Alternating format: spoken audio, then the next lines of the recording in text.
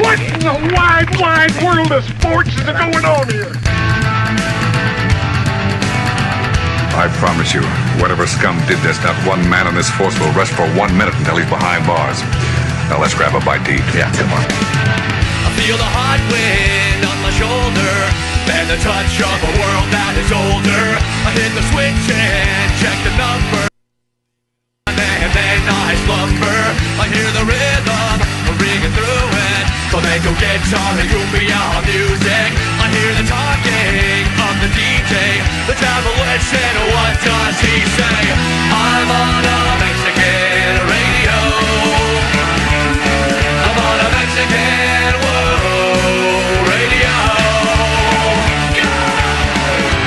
Broadcasting live from high atop the J.P. White Building in downtown Roswell, New Mexico.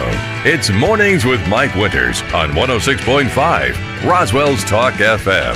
Is that what I sound like when I talk? Now, here's your host, Mike Winters. And good morning, one and all. Welcome to Mornings with Mike Winters. I am he.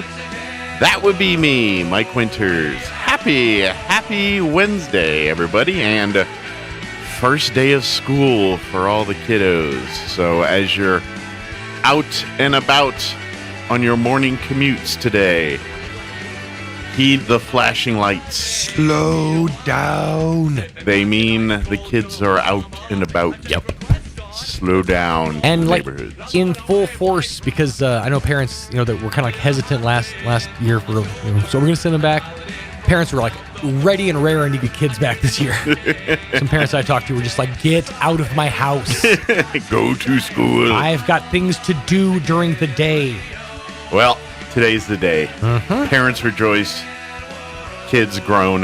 Well, some do, some don't. I know some are happy. Oh, yeah. Some. My kid was super excited for her first day. Yeah. Yeah, Rihanna, she was so excited to get going. Well, good. Mm-hmm. That'll change. I know. I'm just going to soak in the optimism while we have it. Yeah, get it while they're young. That's and right. Enjoy it. As they get older, then you have to drag them out of bed to go to school. There was always those little aspects of school that I always liked. Like, I mean, the first couple of days, the one thing that I like, and this is a weird thing, is I love the smell of the first 2 days of school. Yeah. The hallways are like the special kind of clean because they've been like deep cleaned all summer long. Yeah. And they haven't been sullied by students. The smell of fresh new school supplies, I love that smell. Like the old school Trapper Keepers, you open them, the Velcro, Yeah. and you take the plastics. Yeah, and take a what good have you. sniff, and it's got that polyurethane clean smell. I don't know, I enjoyed that. Reminds me of home. Mm-hmm. I gotta clean my glasses. Man, these things are filthy. I was like, is it my eyes or my glasses are so nasty? It's also the one day of the entire year that everybody's going to be wearing clean clothes. yeah. Because guaranteed they're all going to be wearing the one or two new outfits that mom and dad bought them. Yeah, Mm-hmm. yeah. I remember. Do you have specific clothes you remember? You're like, oh, that was going to be the coolest one. And I remember most of my clothes came from the Bugle Boy outlet store Yeah. or the Walmart. I mean, I remember. I want to say this is me going into fourth or fifth grade. okay. We went school shopping, and I remember getting a T-shirt that said "Breakin'" on it, and it had a guy kind of breakdancing, this brick wall thing behind him. And I remember that shirt was oh, it's gonna be a cool day, I'm gonna be cool with this shirt, and I thought I was cool with that shirt. I wasn't, but I thought I was. I remember it was I want to say probably fifth, sixth grade is when I finally went with my mom to actually get clothes. Because before that, she would just get clothes for me, and it would always be collared, polo shirts with random striping. Yeah, well, and for younger days, I would get nothing other than Toughskins, which that was rough. I only had one pair of Toughskins. Oh, I had a whole collection. My parents didn't go department store shopping for my clothes. Well, I got much ridicule from my Toughskins. So they went Goodwill shopping. Do they even make Toughskins anymore? I don't think they do. Probably not. I would imagine no. I mean, I got to imagine there's not really a market for them. Yeah. Well, why wouldn't there be? Pants that are indestructible for kids? Yeah, because that's a market. Nowadays, you want things that are destructible. You need a shelf life on things. I know, but the old phrase, they don't make them like they used to? They were literally talking about tough skins. I know, but tough skins, see, there's the advantage. They know they got kids. These kids are going to get bigger. They're going to you're going to buy more of their pants regardless because the kid's going to grow. Might as well, you know what I'm saying? Yeah. That's the perfect world to have it because they outgrow them so fast anyway. At least give them pants that will last the time that they're of that size, you know. And I'm trying to see tough skin jeans still made. Oh, tough skin. Sears eventually expanded the line to include corduroy jeans, denim jackets, men's work clothes. No, it was a Sears thing, so obviously it's not still a thing. yeah. There's a lot of Sears cursing going on in the other room.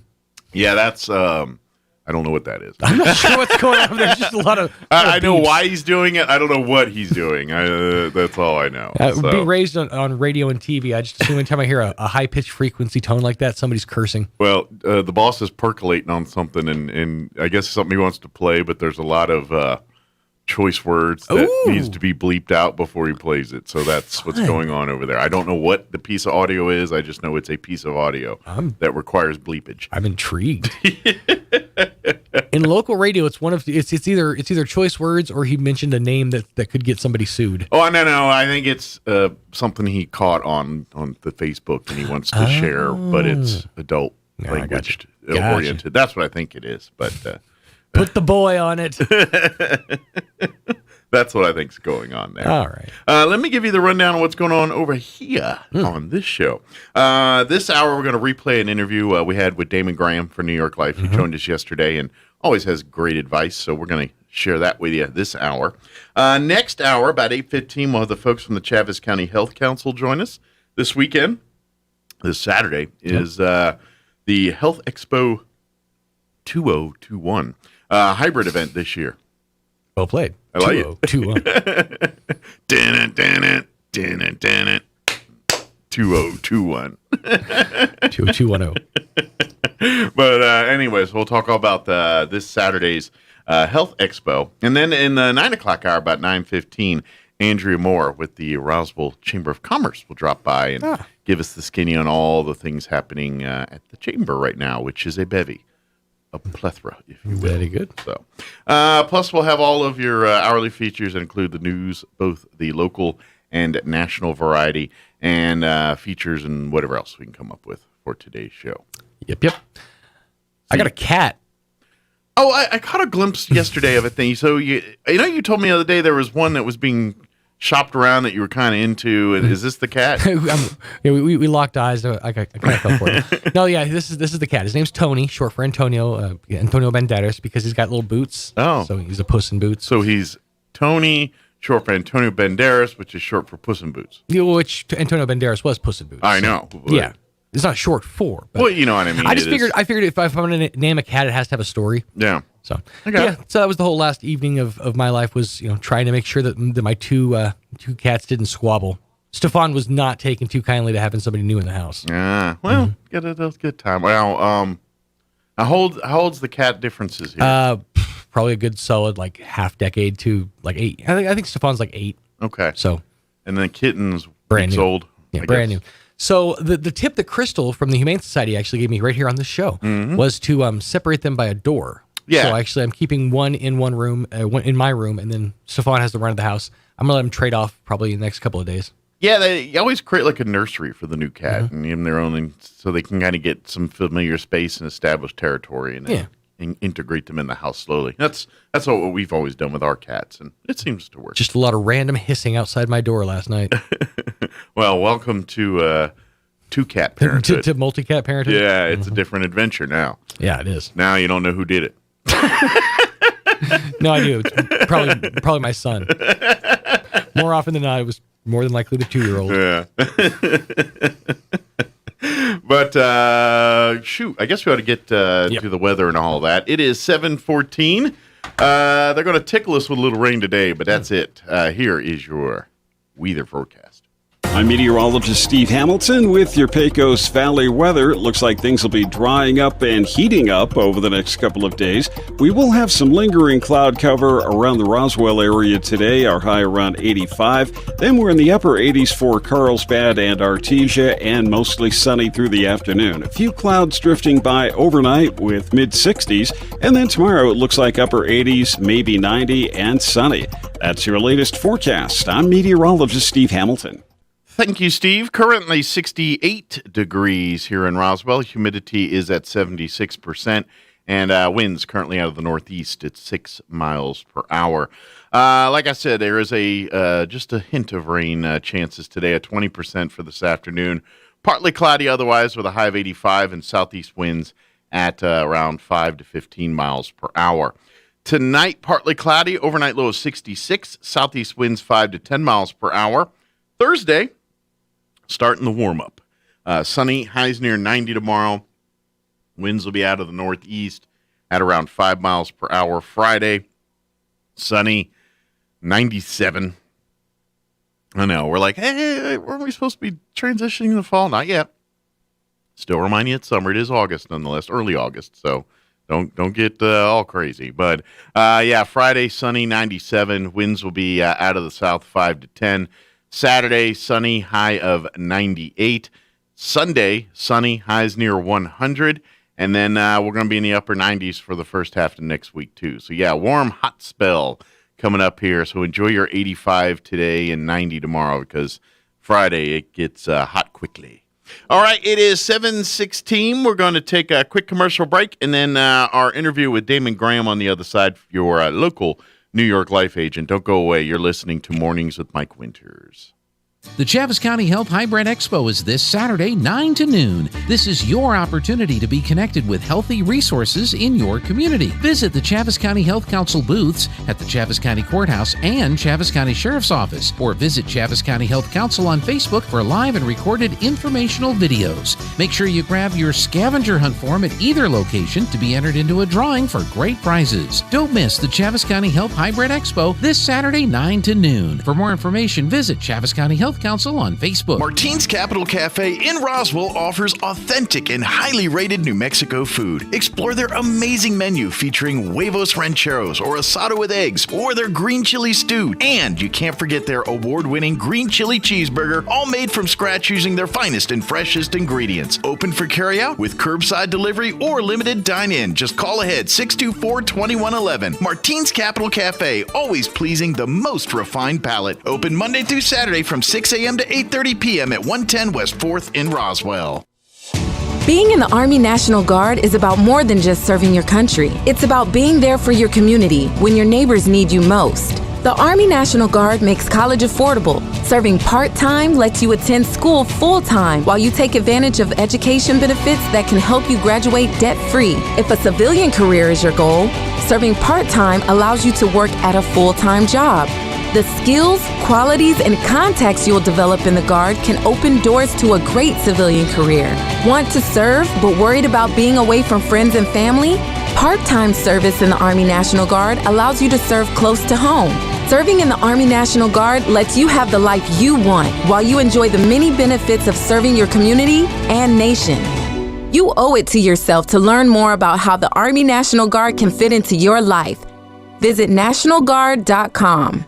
Sponsored by the New Mexico Army National Guard. Aired by the New Mexico Broadcasters Association and this station. Every project, big or small, starts with a solid foundation. Chance Materials is your provider for quality, affordable, ready-mix concrete. No matter the job or project, Chance Materials has the quality products and unmatched customer service you deserve. All at the lowest price possible. Online at chancematerials.com. Call 575-363-3240. Serving the Pecos Valley with plants in Roswell and Carlsbad with ready-mix concrete and more. Chance Materials. Because when a project matters, materials matter most. Wednesday edition, Clay Travis and Buck Sexton Show. We are loaded up. Senator Ron Johnson from Wisconsin and Ann Coulter in studio with us. What else we got, Buck? We're going to be following up on the insane vaccine mandate rolled out here in New York City. Is it going to be hitting cities and perhaps counties all across the country where Democrats have control? Plus, the continued fallout from Governor Andrew Cuomo and the sexual harassment allegations. We'll get into that on the next Clay Travis and Buck Sexton Show. Travis and Sexton are on Roswell's Talk FM weekdays at 10. Here's a Mornings with Mike Winters fun fact. China has more English speakers than the United States. They have more Chinese speakers, too.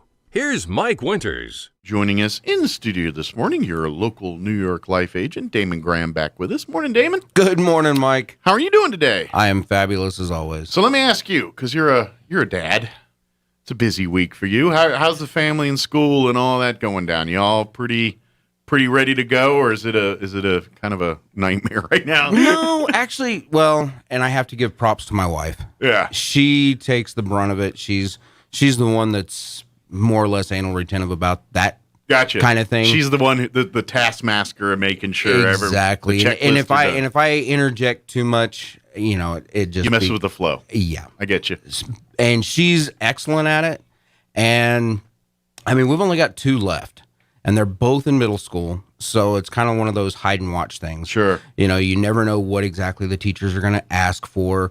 The supply list is either overbound or underbound. Mm-hmm. You still need this, and this, and this. So you're making 4 different trips to the store to get extras. Sure. So we've over the years, after sending 6 others through, we've learned that, okay, send them the first day with a spiral notebook and a pen. Sure. Get actually what the teacher wants, and then we'll go make a mad dash, and hopefully Walmart has it. Yeah, that's the mixed bag that is the school supply list. It's a generic list for everybody, and yeah, you get everything, you're probably covered. But what ends up most happening is you buy a bunch of stuff, and then maybe 60% of it's what you really need, and the rest is kind of, just nice to have that you may use once in the year, but more likely gets, depending on the age of your student, either gets crammed in the wall locker at the bottom or crammed at the back of the desk there. Well, my wife was going through our school supply box, crate, and she comes up last night and she goes, well, the grandbabies have a lot of crayons left. Because we don't necessarily need crayons anymore, but I think we've got 16 boxes left. Yeah. And then the other thing that happens, and that's usually the end of the school year, that's when you find all the coats that the kid had for the school year because they all come home.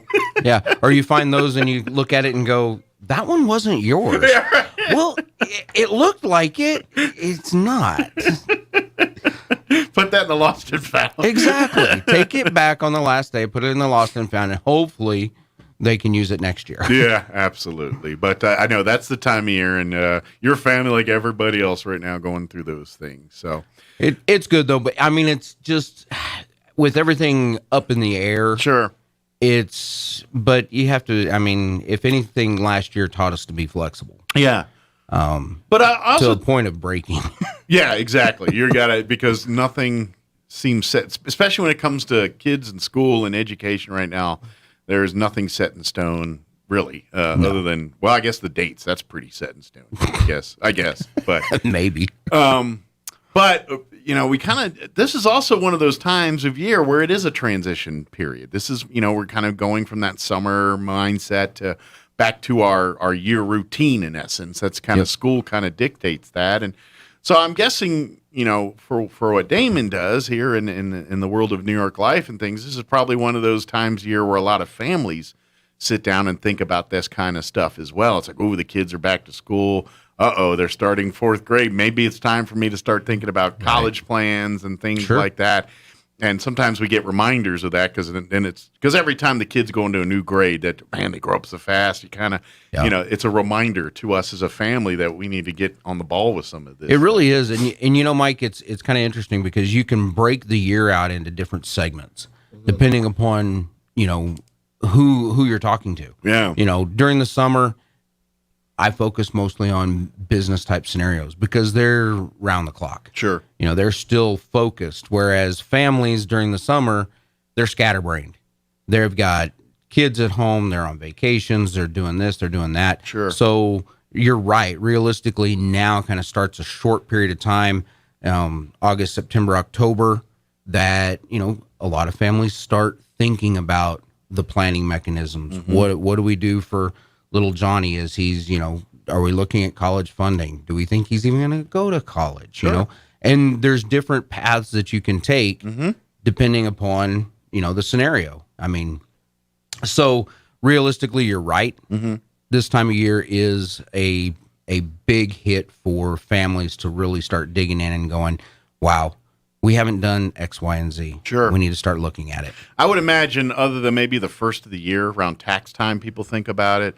I would say other than that time of year, I think this time of year is probably like a busy season as far as people and families it's just the life cycle, and it's that area. And it's because, let's face it, kids are going to school, kids, the dreams of talking about the kids, you kind of, they're getting exposed to new things. They're starting to go into that path towards adults. And then you're thinking, oh yeah, we got to get that ready for them. And because when they turn 17, 18, when they graduate high school here, what's next? And like you said, there's so many options. I would say, let's face it. When all parents are probably hoping when their kids are in elementary school, saying that they've got a plan for a future for college or some kind of thing like that. But college is such a different direction nowadays. I mean, yes, you have your 4-year traditional, go get your degree, and that's still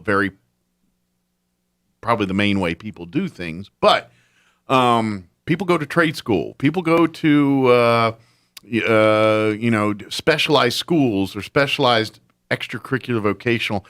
None of it is free. No. So regardless if you have a child that plans to go to Harvard or plans to go to the vocational tech school, none of it's free. And you as a parent want to help your child be whatever path they go. They've got the money and the direction, all the things they need to go to follow that dream. And that's so, like you said, you're kind of like, you don't know college or what, but almost every child's got to have some kind of extracurricular activity to. It's interesting, Mike. It's like in talking to employers and parents and everything. We skipped a generation of trade schools, and now we're coming up short on people that actually know trades. There for the longest time, everybody pushed 4-year education. So everybody went and got their degrees. Well, then once they got out into the workplace, they realized all the degree positions are filled. It's supply and demand, just like anything else. You want to be a lawyer, great, but if everyone else wants to be a lawyer, there's only so many lawyers we can have there. And it doesn't matter which direction you go, or if you've got a degree and now you're going back to learn your trade or whatever it is, it all costs money. Absolutely. And I've got 2 in college right now, and different aspects. We've got I've got my senior that just graduated from Roswell High, and he's going out to ENMU and ENMUR, sorry. And he's figuring out what he needs to do to qualify for different scholarships and everything. So that way, when he goes on to finish his degree, he still has his lottery scholarship and all that. Sure. Well, he hasn't tapped into all his resources exactly. yet. And then I've got my other one who finished up at NIMI, and now he's going to finish his bachelor's at in Portales. Nice. And different avenues there. What does he need to do to try to maintain lottery scholarship there and make sure, because finances are huge. Absolutely. And of course that's another person and another conversation. But if you've got family that's going to school, there's lots of scholarship money out there. The first thing you and your family need to be doing is beating down the financial aid office at the institution you're going at and file and apply for every obscure scholarship out there, because there's millions of dollars every year that goes unclaimed because people don't know that kind of stuff. And I know that's another conversation for another thing, but we're in that world. Go talk to those financial aid offices and get all the free money you can. Certainly. Why not? Yeah. And you have to beat your children over the head. Yes. In most instances, to stay on them, because it's not just going to fall in their lap. Absolutely. They have to be proactive, but it gives a great opportunity, a great learning thing for them to take it upon themselves to go out and seek that out. Absolutely. Speaking of funding and education thing, and that's something you and I have talked about 100 times with what we should do, but what most of us don't do or aren't the same things. But to be honest, if you're that young couple starting out, and I know you're just graduating college yourself, you're like, I'm not saving for college. What are you talking about? Right. I'm telling you, even before the kid's born, sometimes if you found the one, your spouse that that's the one you're going to have your family with, it's easy now. You could just easily set up something where you're throwing $5, $10, $30 a month over the thing here and letting that build or whatever. And Damon can talk about the different specifics and all that. I'm just giving you a generalized idea on this. And there's several different paths that you can go. Yeah. Depending upon, if you're market based or if you're not, depending upon the risk structure of you yourself. And especially getting started early. Yeah. You can start a market-based type at 529 plan that really, gives the opportunity for grandparents, great-grandparents, aunts, uncles, cousins, siblings, whoever can all be set up to fund that plan. Turn it into a big pool area. Exactly. And then birthday checks and what have you go right into that thing. And next thing you know, who knows, by the time the kid's old enough and able enough to go to college, there might be $100,000 or two sitting there ready for them to do that. There can be. Yeah. Especially when you stop and figure, well, the grandparents, the toys that you normally buy that break within, a week's time, take half of that or the entire thing and buy them something small and then say, hey, later on they'll realize that you're dropping that money into an account. Sure. And believe me, they may not like that you're not giving them a toy, but when they're going to college and can leave college without a loan. Yeah. Well, just look at this. How many high salaried positions that young people have right now? And I'm talking doctors, lawyers, and things, and they're paying huge percentages of their current income in student loans because they didn't have this. So, yeah, you're thinking, well, shoot, you're on easy street now. You're a doctor. You're a lawyer. Well, no, you're not. No. They're broke too. Just because they make a lot of money doesn't mean they have a lot of money. It's all cash flow. I mean, it's like every day, living paycheck to paycheck or having enough in reserve that you can have a little bit of extra. Yeah. But it's the same scenario. They went to school an extra 8 years to get that degree, and each one of those years has a huge price tag. Absolutely. So they may be living paycheck to paycheck just like you're living paycheck to paycheck. But it all comes down to how you use and how you budget and how you plan those dollars to make sure that you get the biggest bang for your buck. Yeah, absolutely. And doing this smart planning for your kids now can save them that headache. So when they do get their degree or go in their career path they're focusing on, they're planning on their next step, like getting their house, getting their family together, saving for your grandkids' college. And not paying off their student loans and paying off. And next thing you know, they hit 40 and they're like, all right, now I'm ready to start saving for my kid. Right. I just paid off all of mine. And that's the world we live in now. We got people that they're not thinking about this stuff till later because they're too busy spending the first 10 years of their work experience paying off all their college loans and fees they occurred because they weren't, families weren't smart about planning that when they were young. And Mike, one of the things that, it surprises me is young families or middle-aged families, whatever it is, even if they're living paycheck to paycheck, they've got it in their brain that I can't do anything more. And that can't be furthest from the truth. Because if you realistically, most of our bill paying and everything is habits. Yeah. And if we don't, and one of the things that I do with most of my clients, just because it's just a series and a process that we go through, is looking at their budget and figuring out, well, is there something that we can curb, something we can change to make those dollars available? Absolutely. And it's small budgetary stuff. It's like you said, we're habitual, but I also feel like we turn our brains into things we know we think we need to have, but we really don't. And it's really, sometimes it's just looking at your budget and seeing what you're spending, and you're looking. I know coffee's the one everyone talks about because it's god awful expensive to buy a cup of coffee that's not from your house. Right. And then you look and you're like, you just spent $100 a week on coffee. What could you done with that $100 and just bought a thing of Folgers and made it at your house here or something? I mean, that's the kind of stuff you could. And I know people are like, but I gotta have my. It's like, yeah, you think you do. You think you do. But what what you rather? Would you rather drink your plain old 30-cent cup of coffee every day and be fine with that, and then have your kid being successful and everything. And I know the joke's going is like, what happens when you get older? You taking care of? Maybe that kid's your retirement. Well, that's what we're talking about. Do you need that cup of coffee now? Exactly. Yeah. And one of the things that misconception is, if I can't do anything more. Well, if you're not doing anything, at a bare minimum, protect your family. Yeah.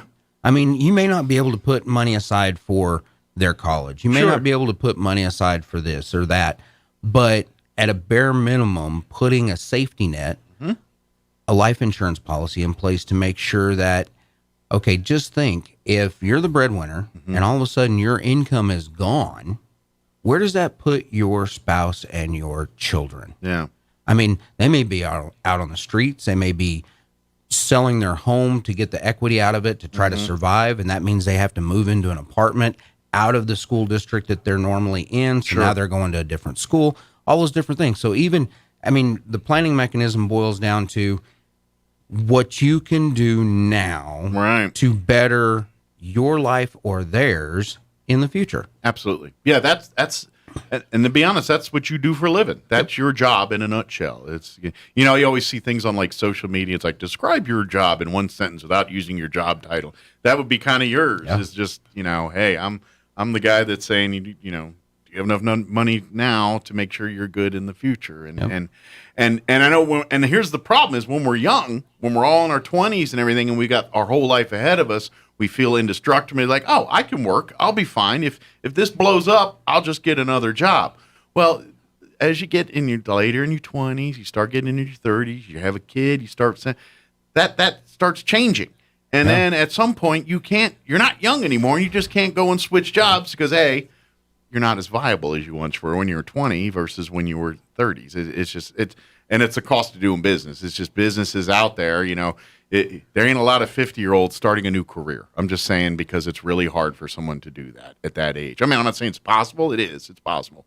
But that's not the path most people. Most companies aren't looking to hire a 50-year-old because what kind of investment are they getting? They're paying top dollar for something they're only going to get for a few short years, and they'd rather spend less money on a 20-year-old and have them for 20 years. Exactly. That's how they think. So you've got to think like that yourself, and that's where Damon comes in and says, let's face it, when you're 50, the last thing you want to be doing is bucking and fighting for another job. You're going to be thinking about my times.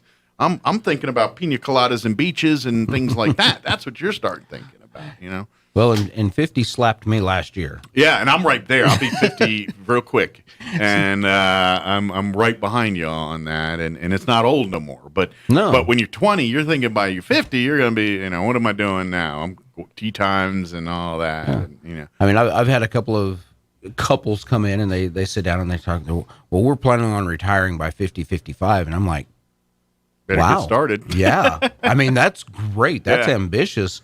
And then that even brings in more planning and thought process because most people are putting off retirement until they hit 65 at a minimum, so that way they're eligible for Medicare. Yeah, that makes sense. Because anytime before that, medical insurance, health insurance is so expensive. That's true. That when you try to retire and you still have $1,000 a month health insurance, that cuts into the budget quite a bit. Absolutely. My in-laws, my father-in-law, and they owned their own CPA business for years. They had a long, and they retired the business a couple years ago, and it was a couple years shy of them hitting Medicare age and things like that. And they were so happy because they were paying for it out of pocket and everything else. They could afford to do it. They planned. They're smart. He's an accountant. Usually, not a lot of broke accountants out there that are pretty good, but that's just a type. Don't go to an accountant that's broke. That's one of that's one of those just old wise or just sage advice. He's probably not going to help you out if he's broke themselves. But anyway, but yeah, when he was, I swear, when they got old enough to hit Medicaid, you would have thought they had a little party. They hit the lottery. Yeah, because next thing you know, they were getting all kind of procedures done that they were waiting to do. Well, when you stop and figure, when you can it makes sense. If you're paying $1,000 a month for health care, and then all of a sudden, it's cut by 2/3. Sure. Yeah, you just won the lottery. Yeah, absolutely. You gave yourself, an $800 a month raise. Yeah. So you've got a lot of more expendable income. Yeah. So there's a lot of things that go into making sure that plan lasts as long as you need it to. Mm-hmm. And the biggest concern of retirees, which the majority of the baby boomers, the tail end of the baby boomers are hitting it right now. Their biggest concern right now is outliving their money. Mm-hmm. And that's scary. Just whenever I started in the industry 12 years ago, the rule of thumb was, you could pull 4 to 5% out of your nest egg and not outlive your money. Mm-hmm. That number's dropped below 3. Wow. So if you've got $1 million sitting in your interest-bearing account, you can pull out $30,000 a year and be pretty safe on not outliving your money. But you stop and figure $30,000 is not. That's not a lot to live off. No, it's of. not. It's not. Unless you've got all your bills taken care of. If your house is paid for. House is paid for. Cars are paid for. Nothing major is coming around the corner. But then you got to stop and figure. You've got, at that age, that's when major health issues come about. That's when, and surprisingly enough, a lot of retiring elderly couples are selling their home and buying a condo, and now they've got a 30-year mortgage. Mm-hmm. And, realistically, you kind of shake your head and go, why in the world would anybody sell a 70-year-old a 30-year mortgage? Yeah. But, with longevity, and you figure, well, the bank's looking at it. If they die, I get to repo it. Yeah. And I've had, money paid on it all these years. They're going to get their money regardless. Yeah. Yeah. See, I was smart. I bought the condo in my 40s, and I'm going to live in it until. There you go. By the time I'm old, it's paid for. There you go. Without a doubt. I mean, the old mantra still stands. If you can buy it early, pay it off before you retire, and that's the house you're going to stay in. Sure. That's our plan. Yeah. I mean, it's great, but there's a lot of people out there that are, once they retire, now they're getting a 30-year mortgage on a new home. Yeah. Now, my wife and I don't have kids, so that's a whole different conversation. What my wife and I can do versus what a family of 4 can do is not the same thing, and I understand that. True. Because without kids, then you don't have the aspect of grandkids. Yeah, exactly. I got no one that's going to take care of me when I die because I burned all those bridges. I'm just kidding. But you know what? That lends to a whole nother aspect of long-term care insurance. Sure. What's going to happen there? Because if you don't have the kids or grandkids that are willing to take care of you, which, by the way, most of them aren't. Yeah. So the parents that are delusional thinking, yes, my long-term care plan is my children. Yeah, you better talk it over with them first. Yeah. But if you don't have that plan, then putting long-term care insurance in place is pivotal to making sure that your financial longevity lasts. And I will tell you from firsthand experience, long-term care is even if it's independent living, without all the medical, is very expensive per month. It's more than your mortgage. I'm very much sure than what you're paying right now. Odds are pretty good. It's probably more than what unless you're paying like $3,000 a month for mortgage fees. Yeah. That's I think we were paying $1,500, it was under 2, but it was a lot a month. I don't remember the exact number, and that was just staying. Now, granted, there's some expenses. She didn't need a car no more. She needed she could go grocery. But my wife and I were joking about that because when we were having her there, and I'm like, how old do you have to be to move in here? It's like they do your laundry once a week. They clean it once. I just walk down here and give food, and then the rest I could leave and come and go as I please and do. This ain't a bad gig here. I'm kind of, No. We're thinking about it. We're like, we get 50. We're just going to live here and let them cook and clean for us, and then we'll go shopping and do our thing when we. There you go. But again, it's going to cost like $2,000 a month for that kind of service. So. Right. And that's on the cheap side. Yeah. And this was years ago. I'm sure it's gone up. Now, and the price is increasing, and especially with long-term care, when you look at the statistics, it's outrageous that 3 out of 4 people over the age of 65 are going to require some type of long-term care. Mm-hmm. And then when you stop and figure the cost of that, and it's sad when you stop and think that one of the plans that some people have is divorce. Yeah, that's a plan. That's a plan, because Interesting. if if one of the individuals goes into a long-term care situation and they are using up all the assets that are within the estate, draining down the other one, they leave the spouse with nothing. So halfway through, one of the common plans is divorce each other. The healthy spouse takes all the assets. The unhealthy spouse is left basically indigent and qualifies for Medicaid. So that way the other spouse at least has something to continue retirement on. Yeah. But then the downside of Medicaid is they determine where you receive your care. I was about to say, I think that would be a last-ditch option. Like there's not much hope for getting this person back to healthy status again. Yeah. But when you stop and figure, if the healthy spouse is left with absolutely nothing in retirement, I mean, they have to sell the home. They have to, I know if I was me and I was in that situation and I'm the one in the hospital bed, I'd say, yeah, divorce me to protect you. I would do that in a heartbeat to do that for my wife, if that's where we are at in that world. But yeah, but crawl into her head, Mike. I know. Is she going to say, yes, I'll divorce you, No, the love she of would. my life that I've been with for umpteen years, and now you're going to say, I'm divorcing you? Yeah. No, that doesn't roll off their lips quite that easy. You're right. But in my head, I'm like, to protect exactly. I would, but, logically speaking, you're going, yeah, that's a great option. But emotion comes into play, and you go, no, that's not. Yeah, and then when you're no longer together, one's passed on. How do you explain that one in the legalities and all that stuff? It's like you're married. No, they were married for 30 years, and then they divorced in the last year of their marriage. Right. That's a weird. So you mitigate that by sitting down with me and talking about long-term care options. Exactly. You don't have to worry about who's divorcing who here in 30 years. So, just all the time. So we probably need to wrap this up. But this is the point we're talking about here. This is. We want to put the bee in your bonnet and think about this thing. I know, obviously, back to school time is kind of one of those periods of transition, but regardless of where you're at with your family, whether it's a brand new family or, you've got the kids and raising them, or maybe you're on that other side. The kids are gone through college. You're looking to do now what Damon can sit down and talk with you about this kind of stuff.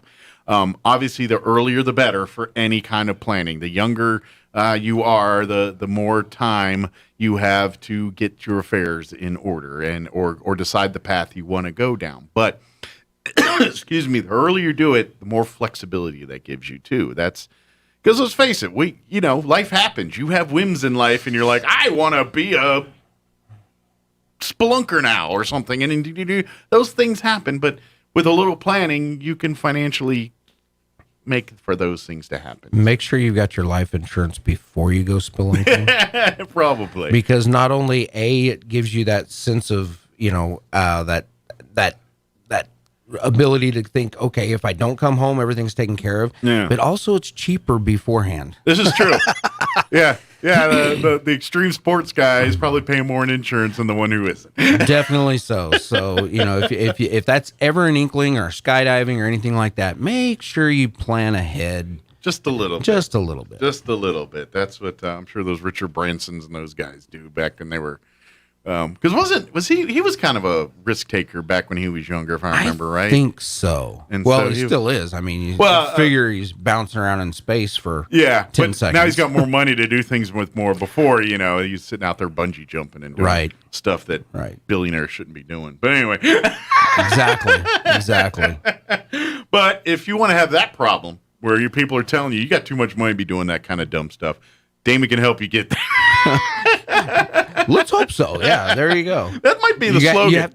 You have to have the inputs, though. Yeah, this is true. Maybe that's your slogan. I can get you rich enough where people tell you to stop doing dumb stuff. There you go. That works. But you can call Damon. You can call his office direct, 575-623-0803, or you can call him on the cell, 575-626-4298. What's probably your best way to is calling you or calling? Yeah, definitely. Of course, you have your Facebook. You can look under Damon Graham New York Life. I have a link for Facebook and all that as well. You can go to websites as well too. This is or email ddgraham@ft.newyorklife.com, which no one will remember. Just call. Just call Damon. It's easier that way. Yeah, 575-626-4298. That's the cell, or leave if he's not in the office, like right now, he's obviously not in the office. 575-623-0803. That's it. Awesome. Well, thank you, sir. As always, appreciate the visit, and thanks for working with me there. I know I got convoluted last week, and things got moved around. And hey, for good reason. This is true. It was a good talk. This is true. I listened to it, definitely. Yeah, we had anytime I get like politicians or people that are not from here, I'm at the whim of their schedules. Well, and you were able to have back-to-back Thursday, Friday with ENMU? Yeah, that's true. So yeah, that was cool. Paul Weir's that was kind of a neat conversation with him. So, and they're doing a lot of stuff up there. I get it. That's inside baseball. I don't think I was supposed to talk to the coach that much. I kind of gave them dates and they just took them all. So, hey, it is what it is. They're fun conversations though. Yeah, I enjoyed talking they were to the good. coach. So awesome. Well, Damon, as always, appreciate it, and thank you. We'll see you next time. Definitely. Thanks, Don't work Mike. too hard, and good luck with back to school week. Appreciate it. Maybe you get some golf time this week. Be like, oh, you gotta go hit the links. I doubt it. Anything's possible, though. Anything is possible. Yep. ESSVPN.com/Kim. ExpressVPN.com/Kim. I'm meteorologist Steve Hamilton with your Pecos Valley weather. It looks like things will be drying up and heating up over the next couple of days. We will have some lingering cloud cover around the Roswell area today, our high around 85. Then we're in the upper 80s for Carlsbad and Artesia, and mostly sunny through the afternoon. A few clouds drifting by overnight with mid-60s, and then tomorrow it looks like upper 80s, maybe 90, and sunny. That's your latest forecast. I'm meteorologist Steve Hamilton. Welcome to DSI, New Mexico's business technology leader. We help you digitally transform your business to do more, faster, and more secure. Selecting DSI gives you access to the world's best technologies, award-winning local technicians, and our commitment to the New Mexico communities we serve. One local source for all your technology products, services, and the personalized support you can only get from DSI.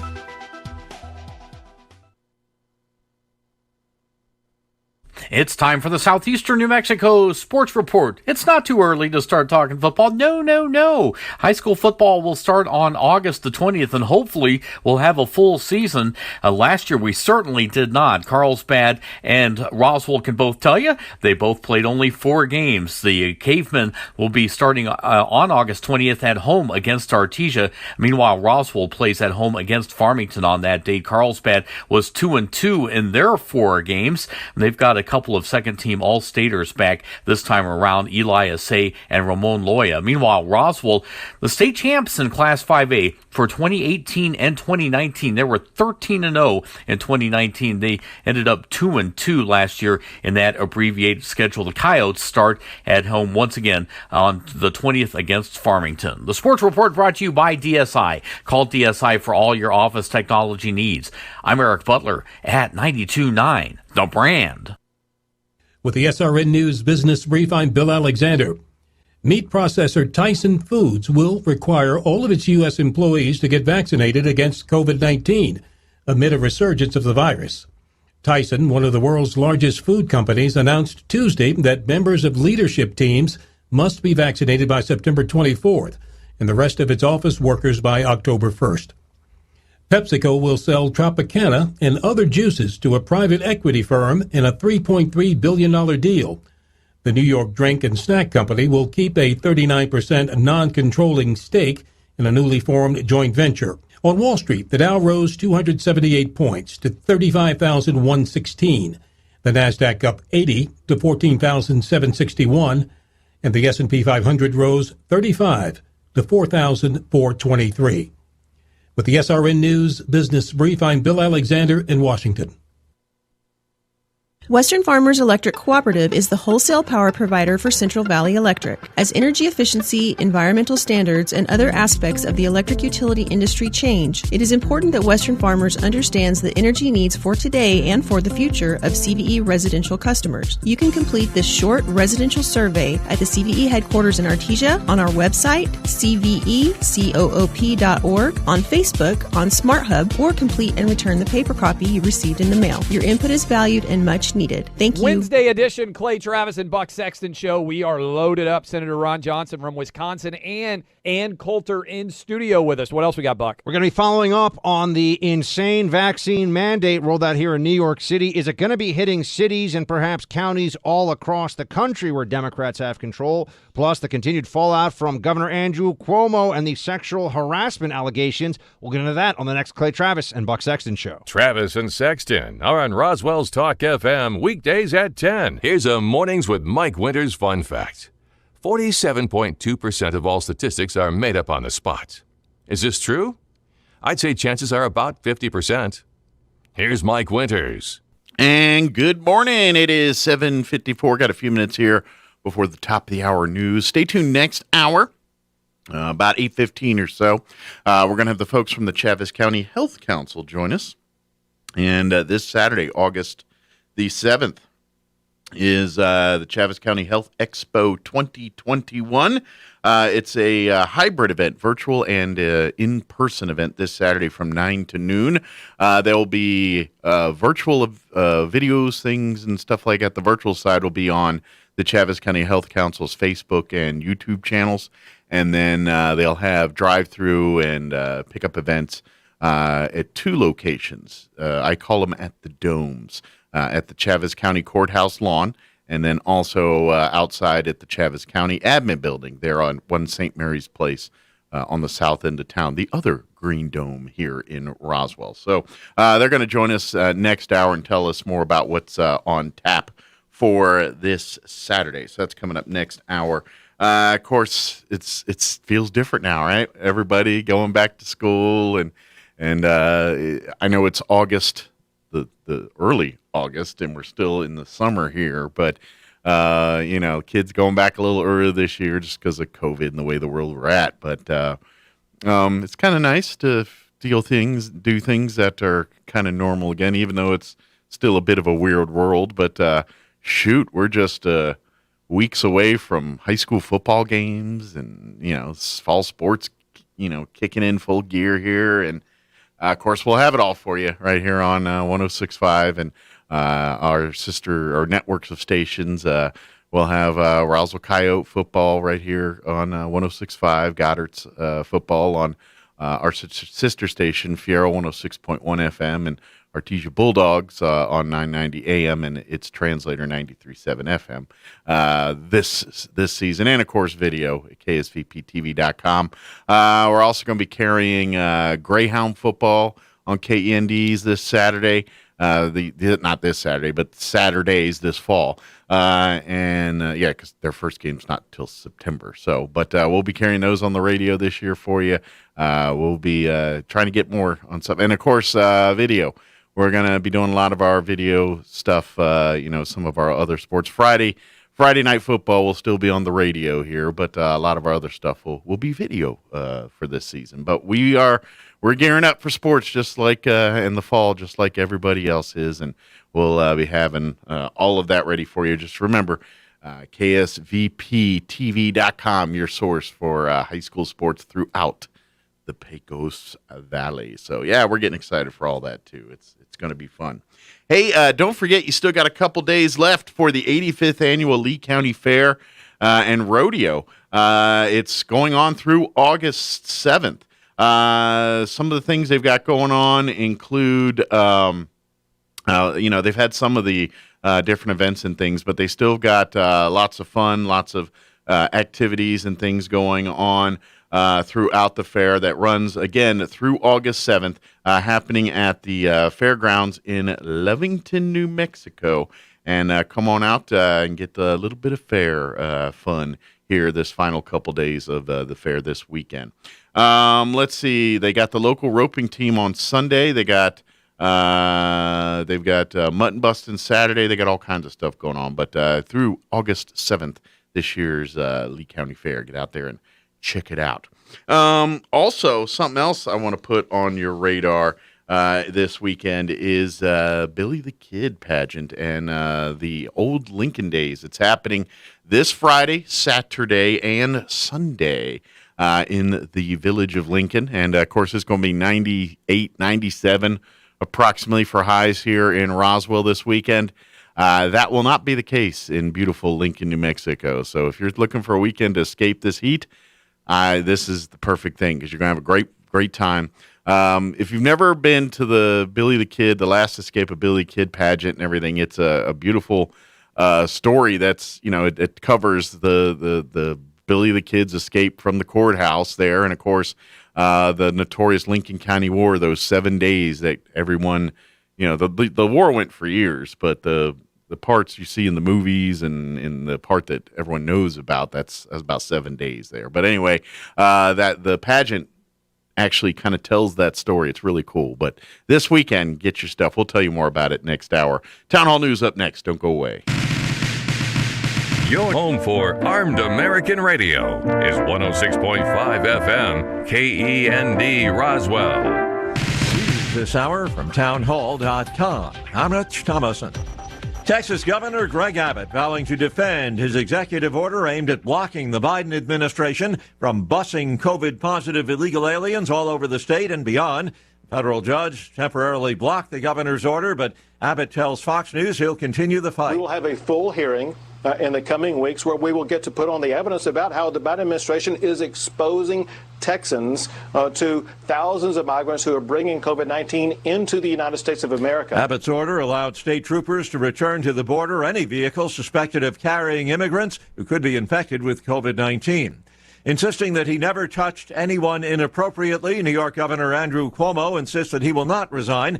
Pressure is growing for him to step down after an investigation found the governor sexually harassed multiple current and former state government employees, including this woman. We should impeach the governor because he clearly cannot accept responsibility for any of his behavior. Charlotte Bennett on NBC's Today Show. Correspondent Nina Villeneuve says a number of prominent Democrats are urging Cuomo to resign. Including Senator Schumer and top Democrats in the Assembly and Senate. And there are also at least half a dozen lawmakers who were more hesitant a couple months ago who are now calling for the governor to resign. But there's still a lot of leading Democrats in the Assembly who haven't come out in support of impeachment, and that's where impeachment would need to start. There were more than 4 million new COVID cases reported globally in the past week, driven mostly by spikes in the Middle East and Asia. That, according to the World Health Organization's latest weekly report on the pandemic. Wall Street, the Dow is down 153 points, and NASDAQ 7 points higher, the S&P 11 points in the red. More on these stories at townhall.com. Let's be boring and do a commercial about cash-out refinances. It's Ryan, and our mortgage team will often have a listener say, I think I understand what a cash-out refinance is, but can't that be bad for you sometimes? So let's hit on that. As with anything, it's certainly not the right move for everyone. If we don't have to, we don't want to add a bunch of years onto our loan, or increase our monthly payment too much, or pay more in the long run. But because home values have skyrocketed so far up the last few years, while rates have come so far down, we've seen many scenarios where listeners today can pull out a significant chunk of money from the new value in their home, while lowering the years on the overall loan, while lowering their monthly payment, and lowering how much they ultimately pay. The key is to just look at the whole picture and be honest with yourself about your situation. If you're looking for someone to show you your options, we are United Faith Mortgage. United Faith Mortgage is a DBA of United Mortgage Corp. 25 Meadow Park Road, Melville, New York. Licensed mortgage banker. For all licensing information, go to NMLSConsumerAccess.org. Corporate NMLS number 1330. Equal housing lender. Licensed in Alaska, Hawaii, Georgia, Massachusetts, North Dakota, South Dakota, or Utah. Police in Berlin have detained a Syrian man suspected of committing war crimes during the Syrian civil war. It was while they were waiting for food from aid workers at a refugee camp near Damascus that civilians were fired at from an anti-tank weapon. 7 people were killed and 3 injured, including a 6-year-old child. German prosecutors believe they have found the man responsible. A Syrian citizen accused of working for pro-Assad militia at the time has been detained in Berlin after his apartment was searched by police. Under universal jurisdiction laws, Germany has started prosecuting people here in Germany for crimes against humanity committed in the Syrian civil war. That's a BBC's Damien McGuinness. The hijackers who seized a vessel off the coast of the United Arab Emirates in the Gulf of Oman have left the ship. That, according to the British Navy. News and analysis at townhall.com. The senators who spent months stitching together a $1 trillion infrastructure package now trying to sell it to the American people. A key vote on it is expected later this week. The bipartisan lawmakers say they're appealing to the wishes of voters to work together for better airports, roads, and internet service without having to pay for it through higher taxes or user fees. Some package highlights, according to the senators, $110 billion for roads and bridges, about $16 billion to curb coastal erosion, about $55 billion for water and wastewater systems, and $65 billion for broadband. I'm Julie Walker. New York, the nation's first big city to announce it will require proof of COVID vaccination for indoor diners and gym goers. And state and local governments and large employers aim to fight vaccine hesitancy by clamping down amid a surge of the Delta variant. More on these stories at townhall.com.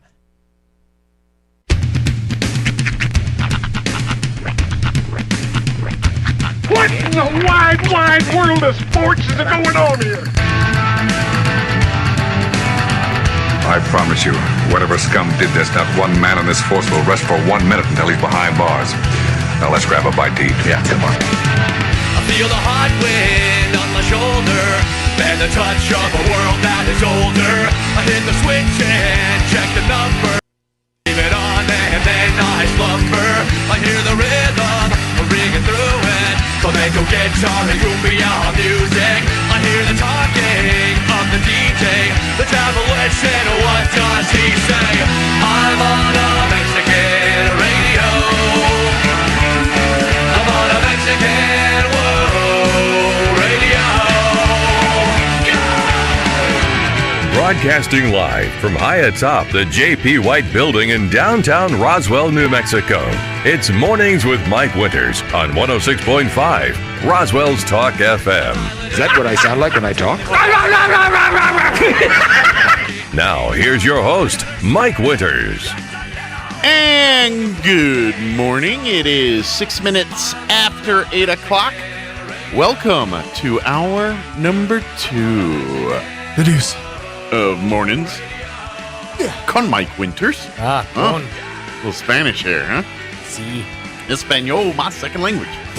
Sorry. Bob Uecker reference. A little old, a little dated, but I like it. Maybe you should change it to Mornings Con Mike Winters. Like that. Con queso. But happy Wednesday, everybody. Si. Welcome back to the first day of school for the kids. Yep. Slow it down out there. School zones do apply. Yeah, I know most of the hullabaloo is wrapping up for this morning commute, but if there's still a few lingering out there, just figure out the high schools are still kind of the lingering kids. Yeah. Wait till the second bell. Yeah. So, but anyway, welcome back. Yeah. I saw, I don't know if it was Target or one of those, but they were using their back to school themed ads for music this year to buy. Was the Welcome Back Carter really? thing? Right. Welcome back. But they modernized it, made it all like really hip hoppy and. Now hold on, did they just use the redone version? Because that song was redone. Oh, was it? Yeah, I think Mace maybe did it. Oh, did really? Yeah, maybe. Oh, Master maybe P, that sure. might be right, and I'm just out of touch. Let me find out. Hang on. But I heard it on the commercial, and I was like, oh. But I didn't know they remade the song. I thought maybe they just did a highfalutin version for. Yeah, but it's a long time ago. This was like, that was Mace. So that was back in I want to say like the mid-noughties, maybe. Really? Yeah. I missed that one. And I was relevant in the 90s, or at least, young. Yeah, I guess that might have been it. It was just the chorus part, not the rapping part. Yeah, let me jump to it. Okay. Well, the name hadn't changed since I've been around. Yeah, I like the old version better. Right here is where we need you. Isn't it back here? They messed up the words. Welcome back here where we. They messed up the words. Yeah, they also wrote a whole song around it too. The verses aren't the same. Well, is that a song, or did they write that just for Welcome Back Kotter? Probably I'm assuming just for the show. Anyway, stick it to the jingle guys. They did a better job. You don't really see jingle people these days, or jingle makers. I think they still float around in our world, in the radio world. Sometimes, yeah, on occasion. But it's like the whole Charlie, from 2.5 Men. Like he was a jingle writer, but it's like such an. I'm sure it's still there because somebody's writing this music. I mean, I'm guessing they get. I'm sure they get probably they. They're probably still around because people have to. They may use not a piano anymore. It's all computers and everything. Right. But yeah. It just seems like I would be if I was a professional voice actor, like that I use my voice professional, like did voices and stuff. If then I found out that we were entering the age where just actors were just doing their regular voice so that they could be recognized as the actor, and like character voice acting is no longer a thing, I would be upset. Well, now you're getting in the whole the Hollywood thing, and just like I'd imagine SAG and all jingle writers have to feel the same way because everybody's using just like commercial music now for everything because they want it to be recognized as that's the song. Yeah, but on the not national level, on statewide and even national to some extent, there's still the jingles out there. I mean, there's still songs out there, and you're like, oh, that's the song from so and so's commercial. It's just you're hard pressed to hear like a "Have you driven a Ford lately?" It's you don't hear like jingles to sell stuff these days. I think the one that sticks out in my head is Jiffy Lubes, just because it's Jiffy Lube. There might be something to that with technology too, and just the way we access it now. And that's it's no different than how we access music.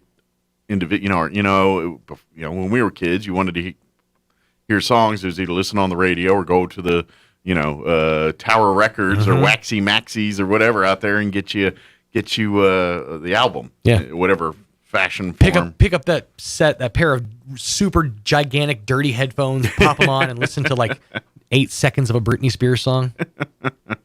But and then the big argument: cassette or CD, man. Well, if you want that, authentic sound, that warm tone, you got to go cassette. Yeah, that run over with the steamroller played 13 times. Yeah, that's that true warm sound. I miss those days. I like an album that you can rewind with a pencil. I kind of miss those days in some aspects. Dude, I genuinely miss those days. Yeah. Look, I was young, I was a kid, but the times like when I would sit in my room and just make radio shows, that was fun with cassettes. Yeah.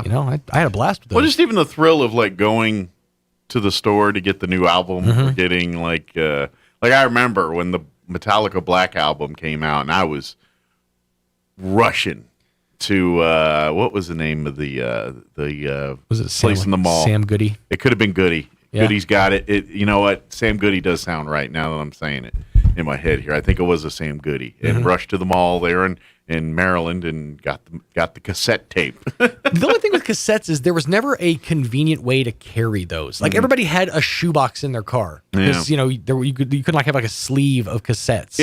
Yeah, well, and then cars also had in their glove boxes and what have you the cassette tape holder. Yeah, we're right next to the change thing. Yeah, and so you could keep like 6 or 8 tapes there, your best jams, and then the rest. Ready access. Yeah, you had to I remember you had to pop the tape out, flip it over, unless you had one of the fancy stereos that auto flipped it. Yeah, but you had to flip the tape over vertically and then put it back in. And then you always had the problem of when you pull it out that the tape gets caught, and you need your pencil, but it's really hard to do that in a vehicle. Yeah, it is. While maintaining speed and lane, yeah, very hard. Don't rewind and drive. That was our slogan back there. No, that was the cool part, though, because you put the pencil, and if you get a pencil that was fat enough, you put it in there, and then you just do this. Spin it like a party, like a party noisemaker. Get the little crank noise going. Yeah. Yes, a simpler time. Kids today will never understand the struggle. They'll never know the struggle. No. You're right. Don't go away. We have more coming this hour. I have things. You. The general you. The royal you. The royal you. Gotcha. Yes. Don't go away. Here's what we have on tap for this hour of the show. We'll get you up to date with the weather here in just a few minutes. Then here about 8:15 or so, we'll have the folks from the Chaves County Health Council join us. This Saturday is the Chaves County Health Expo 2021. It is a hybrid event this year with both things online virtually and also things in person at the domes. No, none of that now? All that's changed? All right. What is I can't read any of that. Oh, the refuge is here. Yeah, I told them that are they coming with the health council? Because I sent them a note yesterday that we're good. But anyway, we may talk refuge. We'll do all that, but we'll figure it out here. First, here is your weather. I'm meteorologist Steve Hamilton with your Pecos Valley weather. It looks like things will be drying up and heating up over the next couple of days. We will have some lingering cloud cover around the Roswell area today, our high around 85. Then we're in the upper 80s for Carlsbad and Artesia, and mostly sunny through the afternoon. A few clouds drifting by overnight with mid-60s, and then tomorrow it looks like upper 80s, maybe 90, and sunny. That's your latest forecast. I'm meteorologist Steve Hamilton. Thank you, Steve. And currently 70 degrees here in Roswell. Humidity is at 71%. Winds currently out of the east at 7 miles per hour. We do have they're teasing us with a 20% chance of some rain showers this afternoon. But partly cloudy for today. High of 86 expected. Winds will be out of the southeast at 10 to 15, although it is looking a little cloudy out there. I was just thinking of that. Tonight, partly cloudy, overnight low of 66, southeast winds 5 to 10. Thursday, starting of the warming trend, but not quite crazy yet. Tomorrow, partly cloudy, highs near 90 with northwest winds around 5 miles per hour. And then Friday, they just jump us right back into the frying pan here. Sunny, hot on Friday. Expect highs right around 97. Winds will be out of the south, 10 to 15 miles per hour. And then Saturday, sunny, hot, high of 98. Sunday, sunny and hot, high of 100. And then next week, it's not looking much better. We're going to continue in the hotness. Sunny, 98 on Monday, 97 on Tuesday. So a little last hurrah here for the summer before, school, everything, but and you're thinking fall, but nope, weather's going to remind you real quick on that. Hey, as I was mentioning real quick at the beginning of the top of or the bottom of last hour, this weekend is Billy the Kid, the last escape of Billy Kid, Old Lincoln Days. It's happening in the village of Lincoln this Friday, Saturday, and Sunday. The highlight of the weekend is always the performance of the pageant of the pageant of the last escape of Billy the Kid, and it's also featuring the notorious Lincoln County War. It's 7 days there, and then of course Billy the Kid's famous escape from the county jail there. The actual story that the script that they use was written by people that lived and were a part of the community during the Lincoln County War. So the actual script for the pageant in and of itself is almost as historical as the stuff they talk about. So it's really cool. But they'll do performances of the last escape of Billy the Kid pageant Friday night and Saturday night at 8:30 p.m. and then a Sunday matinee on August 8th at 3 p.m. Ticket cost to see the pageant is $10 for adults. Kids 6 through 12 are $6, and kids 5 and under are free. Your ticket into the actual pageant also includes a free concert before the pageant. If you come out Friday and Saturday night, get there early at 7.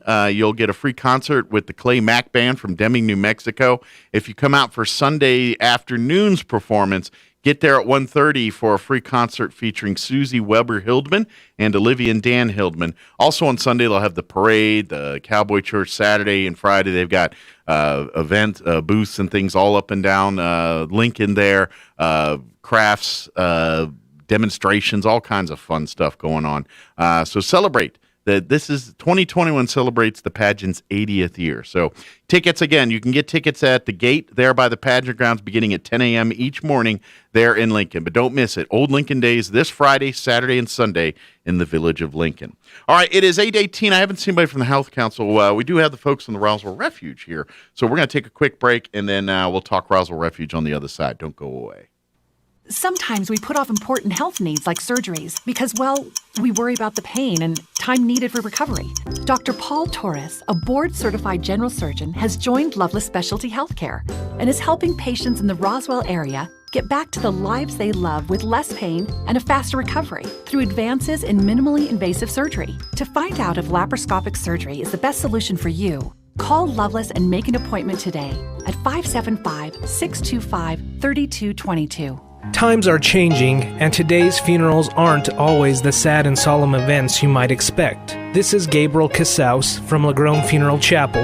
Along with hymns and scriptures, today's funeral services are often filled with fish stories, country songs, and a joke or two, golf clubs and hot rods, favorite recipes, and kitchen disasters. At Lagrone Funeral Chapel, we believe a funeral should reflect your loved one's personality, passion, and sense of humor. When you lose a loved one, we're here, because at Lagrone Funeral Chapel and Crematory, we make it personal. 900 South Main, Roswell.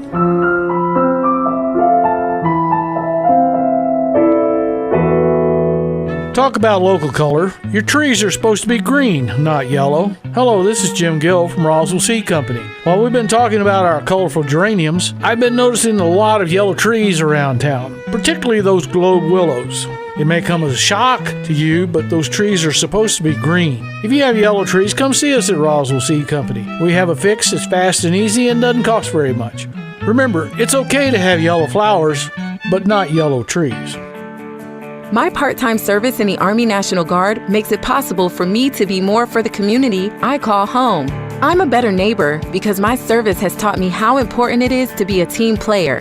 My training helps me in my classes when I give attention to detail to the task at hand. My service also allows me to be there for my community in ways others can't. I help my hometown recover after nature strikes. My service in the Army National Guard allows me to keep my country and those I care about safe from threats. I also work with a network of professionals that help me succeed. Also, the Army National Guard's education benefits make getting a higher education a reality. Being an Army National Guard soldier makes living and serving in my community more rewarding every day. Learn more about how you too can live and serve part-time close to home by visiting NationalGuard.com. Sponsored by the New Mexico Army National Guard. Aired by the New Mexico Broadcasters Association and this station. Wednesday edition Clay Travis and Buck Sexton show. We are loaded up. Senator Ron Johnson from Wisconsin and Ann Coulter in studio with us. What else we got, Buck? We're going to be following up on the insane vaccine mandate rolled out here in New York City. Is it going to be hitting cities and perhaps counties all across the country where Democrats have control? Plus, the continued fallout from Governor Andrew Cuomo and the sexual harassment allegations. We'll get into that on the next Clay Travis and Buck Sexton show. Travis and Sexton are on Roswell's Talk FM weekdays at 10. Here's a Mornings with Mike Winters fun fact. Did you know you share your birthday with at least 9 million other people in the world? Your birthday isn't feeling so special now, is it? Here's Mike Winters. And good morning. It is closing in on 22 minutes after 8 o'clock, and joining us in the studio this morning from the Roswell Refuge, Lauren Newman back with us, and Michelle Hannes as well. Good morning, ladies. Good morning. How are you? How are you guys doing today? We're good. We're glad to be here. Yeah, it's been a couple months since I've had a chance to talk to everyone at the Refuge here. How's the summer been? Is it? I guess no news is good news for a lot of times, but generally speaking, you guys are unfortunately almost always full or near capacity here. So how's the summer months been? Has it been pretty busy at the Refuge? It's been busy. Yeah, our shelter has been very busy. We've been working on a lot of different things. You know, being away and now really being back in person with individuals. Sure. You know, kind of nice. Mm-hmm. Our shelter remained open, you know, during the pandemic. Yeah, COVID couldn't stop that. I mean, domestic violence does not care about spreading diseases or things like that. And so the top priority has been and always remains providing a safe place for individuals that seek it. And that doesn't change despite COVID. You just got to go crazy with the precautions and mask up and scrub everything and do all that fun stuff. So that's right. March 1, we brought our in-person groups back for the offender program. Okay. So we've been very busy. Good. Yeah. And that's great. And that's important because this is something we've talked about, you know, just about every time we have the Refuge on the radio. When we talk about domestic violence, it really is a cycle. Odds are pretty good that people that are abusers were probably abused themselves when they were younger, and that's the cycle we're talking about. And so the abusers program, which Lauren is talking about here, really, once people, not everybody's bad, and even though people do bad things, it doesn't mean, sometimes you don't know better. Absolutely. And yeah, it's, we're easy to vilify an abuser, and let's face it, in many cases, we're not wrong here on these. But what I'm saying is, if all you know is what you know, and that's what you're doing, is it wrong? And yes, in the societal thing, but in your head, is it? And that's where this is where, okay, you realize this is not, and then when that comes to, the healing part for them and their repentance, and I imagine at some point, I don't have experience on this side, but I'm guessing it's very much like dependency when they go through like AA or those kind of things, and part of that is making amends for the things they've done in the past, and I'm guessing there's a lot of that going on as part of that program too. Yes, there's a lot of taking that accountability for those behaviors you've done, But yeah, and it's easy for us to vilify, and we got to say, well, but wait a minute, we can. We all want to believe in second chances too, and if we can do that, then why not? That's what breaks the cycle, and so I'm sorry, I know Michelle was about to say something. I just talk when I hear dead air. No, you're fine. And another thing is, it's like you said, it's breaking the cycle, and you're replacing your bad ideas and things like that, and your actions with good actions. Sure. So it's a lot easier to break that cycle. Sure, because I imagine, and in the abuser's head, they're not looking at it as abuse. They're like, well, it's discipline. It's there's probably another 10 different where they've rationalized it as something else. Absolutely, the obfuscation of, she was yelling at me. She didn't fold my laundry correctly. She's critical.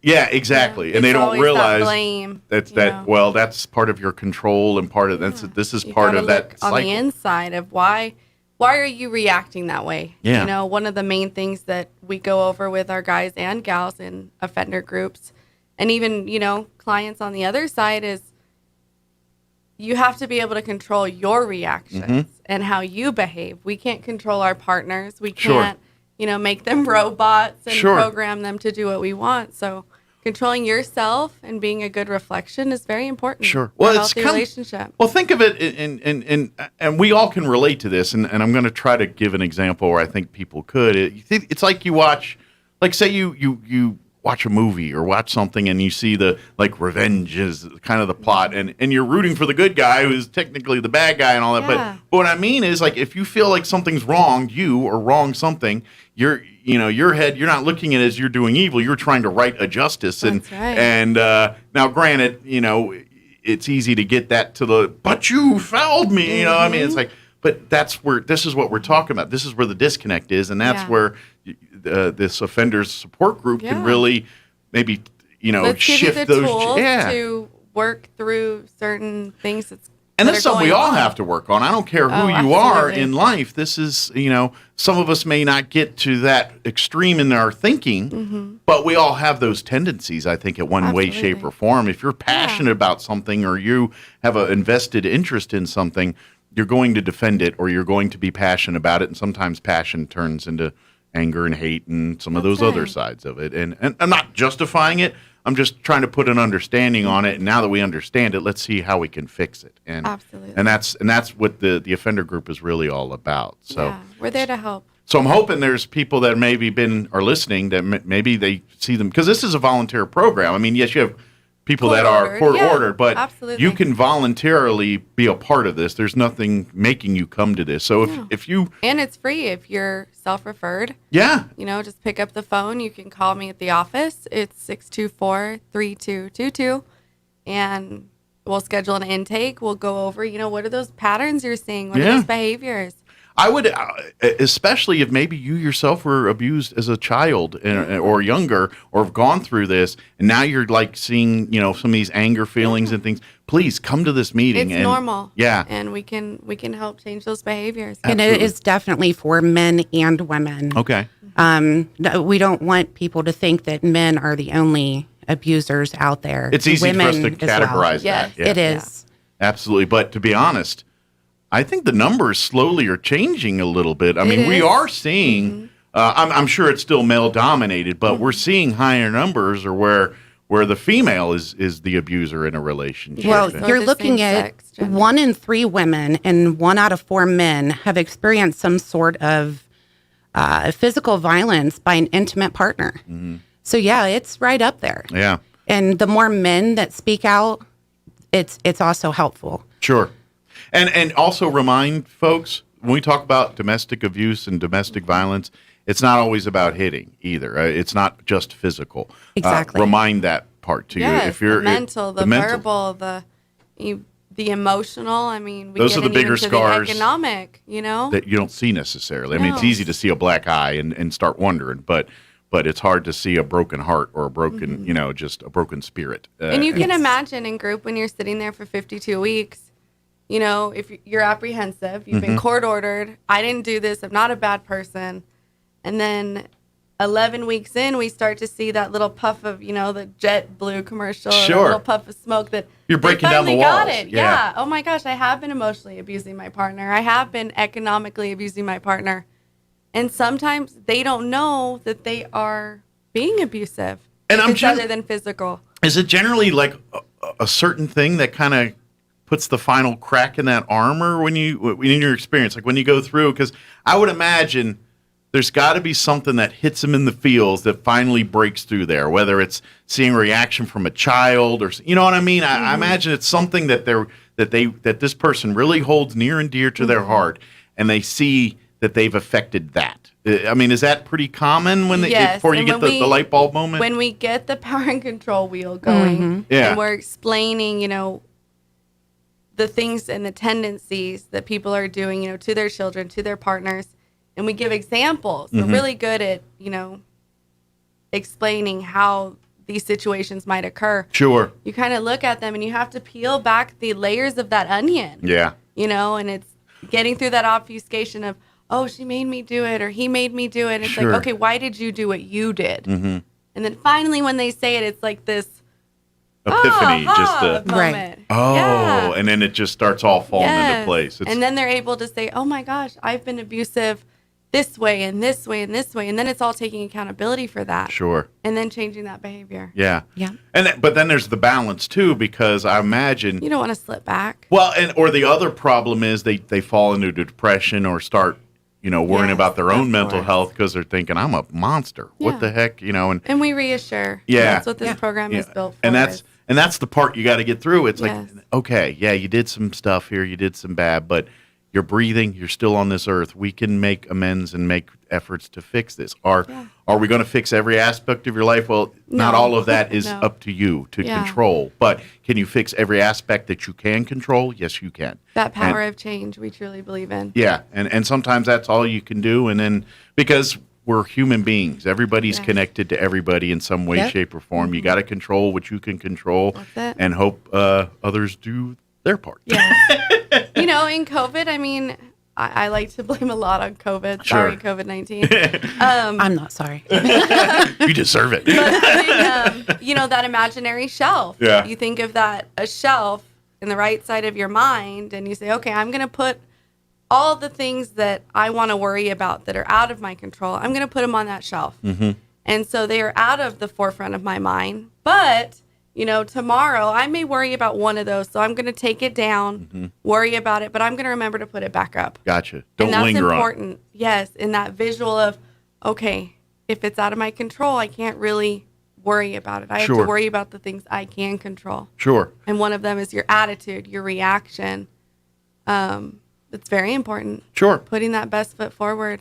Absolutely. Yeah, and that's and that's the part you learn. I mean, it's not easy. I mean, if it was easy, No, we'd all be cranking this absolutely, out. it's but not easy. but it's a process, Yes, and it is. and I'm guessing this is a process we as humans work on from the moment we're put on this earth till the moment we're leaving. And we're it. born self-centered. Yeah. So we Yes. spend our entire lives trying to be not self-centered. Exactly. So it's like you meet children. I have a 4-year-old little boy, and it's always all about him. All about me, and I'm like, I understand because you're born that way. Sure.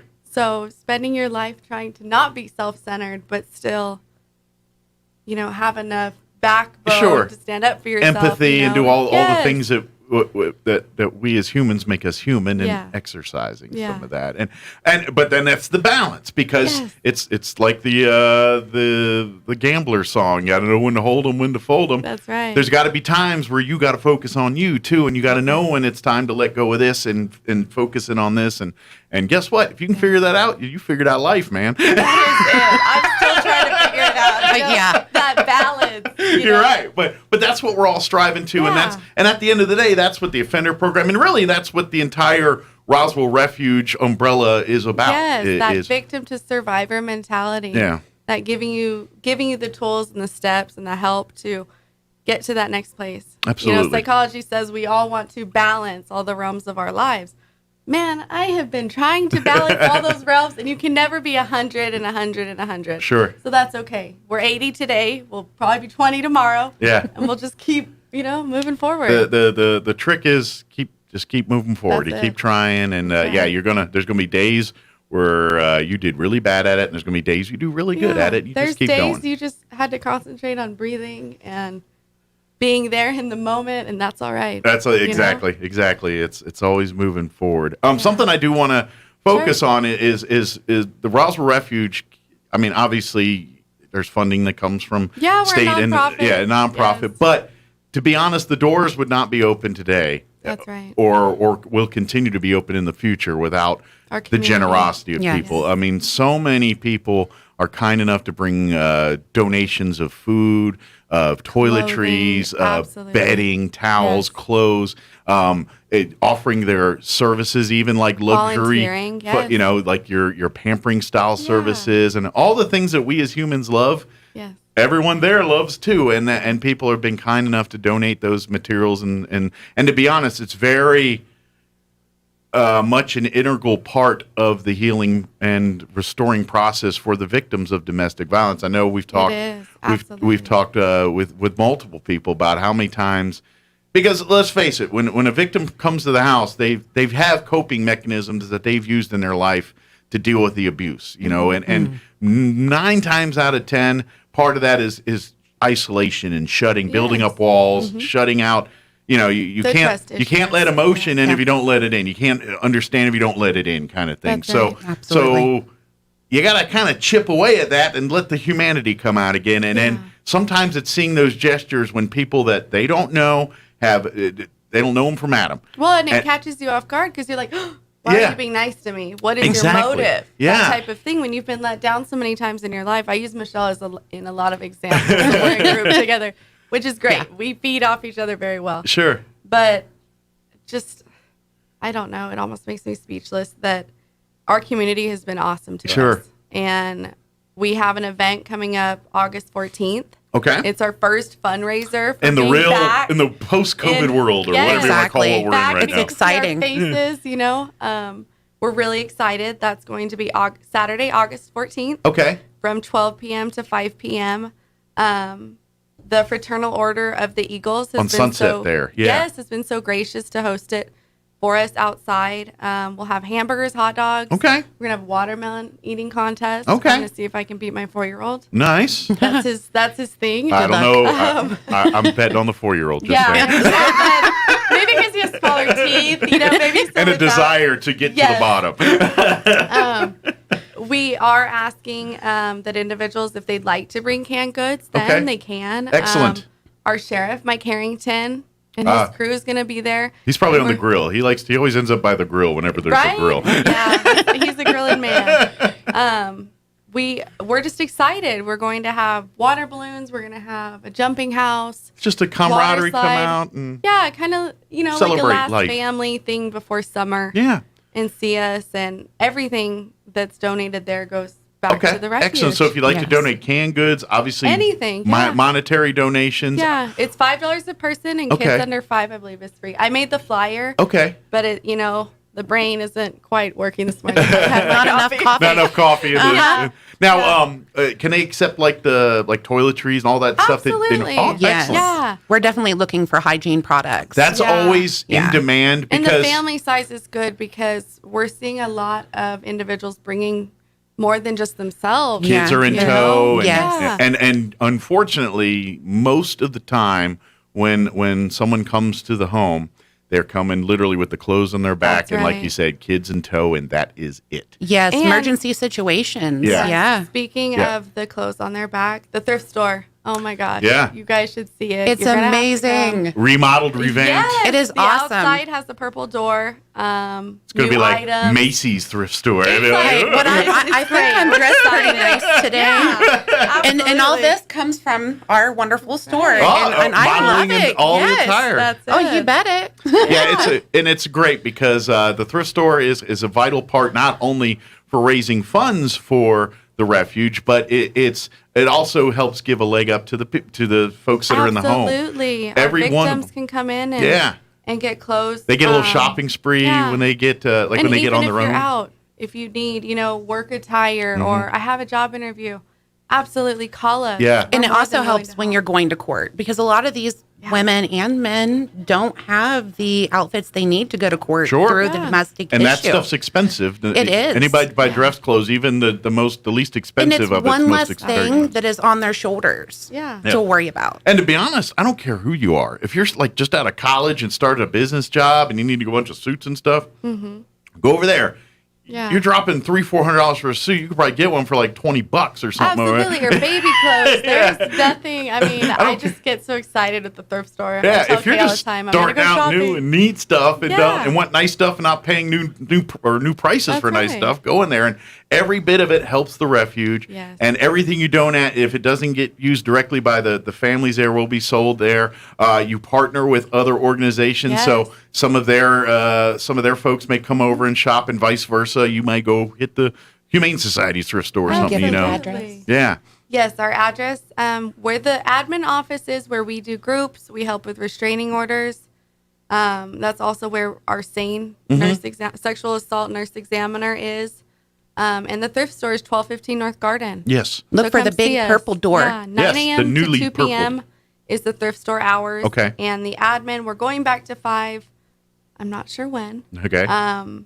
But we're 9 to 3. 9 to 3. Yes. Very good. Knock on wood. Yeah, Exactly. One of those. We're gonna have to get used to this. And we are looking for a part-time advocate at Okay. shelter. So So if you're looking to want to please get send in your resume. I don't know if I don't think I have the Facebook ad up yet. Okay. But I will get it done today. coming soon. And a male facilitator. Yes. For the offender treatment services. Excellent. So if you Yeah. want to get involved and help out, and Yes. especially, I would imagine folks pursuing careers in social work in that Absolutely. area, this is Psychology counseling. It is a great Great that's how I got my experience. foot in the door. great opportunities Yeah. to, especially if you're going to college for some of this. Yes. I mean, unfortunately, there's probably people that go and get all the degrees and everything, and then get in the industry and turn out it's not their cup of tea. That's right. This kind of gives you a It gives chance you an to see idea. the real It work, does. the real. It's an enlightenment. Yeah, and either that's going to strengthen that desire, Yeah. or decide maybe I need to get because it's Yeah. not for everybody. No, and I say that in interviews yeah. very willingly, and This is- Michelle knows. You're going to have the highest of highs, but the lowest of observe lows. this first to Yeah. see if it's something, because it's not for everyone. Sure, you're dealing with some rough stuff, And you're dealing taking in that trauma. with, yeah. But the beauty part is coming on the other side when you That's see right. someone come through there and they're at their wits' end, they're at their bottom, so to speak. And now you're seeing them 6 months, a year later, and they're independent. They're on their own. Yeah, they've that got a gives me job. chills. That's great. They're living life Yeah. and doing it the way they want to. And that's And if they need help, going forward, if they've gone through the program or even, out of shelter, Mhm. say 6 months down the road and they're needing that encouragement, call us. it's a Come back to swivel door. group. It comes back. Yeah, absolutely. We don't just say, okay, you're on your own. Good luck to you. No, like, bye. Well, and it's, to be honest, it's a community. Because what happens is the folks that probably are not, I say graduates, but that's not the right term. The people that have been there, been a part of it, and are now on their feet, they're coming back and being the example for the people that are there now and showing, and that's the beauty of it, because I imagine so many people that go through and they're like, my life was changed for the better here. I want another woman or another person that's just like me to have that same opportunity. Absolutely. And that's what it's all about. And so if you can help out, come out on the 14th. Yes. To the Fraternal Order of the Eagles Lodge. It'll be out in the parking lot, I'm guessing, out front there. It'll be On the patio area. Yeah, they got a big area out there out 3201 South Sunset is the address there. We're going to have all kinds of stuff. Hamburgers, hot dogs. Come out for fun. Yeah, $5 a person. And please bring items, bedding, baked goods, Yeah. Toiletries, and like you said, the family size are the most beneficial. The travel size, if you bring them, but generally speaking, you can kind of give those to like the homeless shelter and things because the little we share. They're used, but the family size, because they take this with them, like the towels, the sheets, and stuff that they've been using. They keep all of that. So whenever they go to their next, their first new home or whatever, that's kind of, hey, because obviously when you have a new property, new home, and you have nothing. You want to collect everything you can. And by the way, these people aren't sitting with thousands of dollars in their bank because, well, that if they had that, they probably wouldn't be right there doing this. Yes. So this is helping for all of that. So if you want towels, bedding, I know. When we talk bedding, I can't remember the size. It's like, is it full or queen? Well, we actually have, I think we have full queen and king. Okay, so we got the gamut there. So an array. I mean, if you're going through what I typically do is I stock up on things. I gradually get to the point, okay, I have 7 sets of sheets. Mm-hmm. So on Laundry Sunday, I say, oh, no, I don't need that many because that means I have to wash that many, Mm-hmm. So take those to the refuge. My wife, if it's good stuff my wife, we're going to call it a fetish, but she, I'm not safe in bedding departments of department stores. Uh-huh. It's just not a safe space for me because we're running out of there buying Pity. something. So, but we've gotten her. I gotten her now Yes. after 20 years of marriage. Right. We've got like 2 sets of sheets and bedding that we swap out every week. And so I'm Yes. like, we're down to, that's That's what we do in my house. That's it. We No have moss. a tan set and a white set. Yes. That's it. We got a blue set and a gray set. That's Yeah. it. Kate No has moss. a red twin set. And so the rest, vamonos, because Yes. you can't open a closet without quilts or. Yes, I suddenly hear my honey say, well, I opened this pantry today and something fell out. Why are you opening the pantry? Are you cooking? No, okay.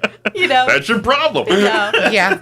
Old It's a homes trap. don't You open have- it. We Absolutely. both live in older homes, Michelle and I both, and there's no closet space. No. Yeah. It's like slim pickings. That's right. 3 shirts, Yeah, you got to Please, get think creative of us with you. at the refuge. Absolutely, but that's and so please, if you like to donate foods and canned goods, I always this is something we got time. It's a little because obviously you guys get some money supports and things, but generally speaking, it's earmarked for specific items and things, and especially when it comes to food and things like that. There's certain like they can buy like ingredients to make a cake. Like the flour and but you can't just buy a cake, or you can't just because that's it. It's just the rules, the way it is. So, and now the ladies love the people. I say ladies, the people in the home. Yeah. They love to do this stuff, so that's not a bad thing. But if you're like, hey, I just want you to have a treat, and so if you want to come up there with like a big thing of Kit Kat bars or a big That'd be thing awesome. of cake or cupcakes or something like Popcorn that for movies. Yeah. We've seen a lot of individuals even drop off.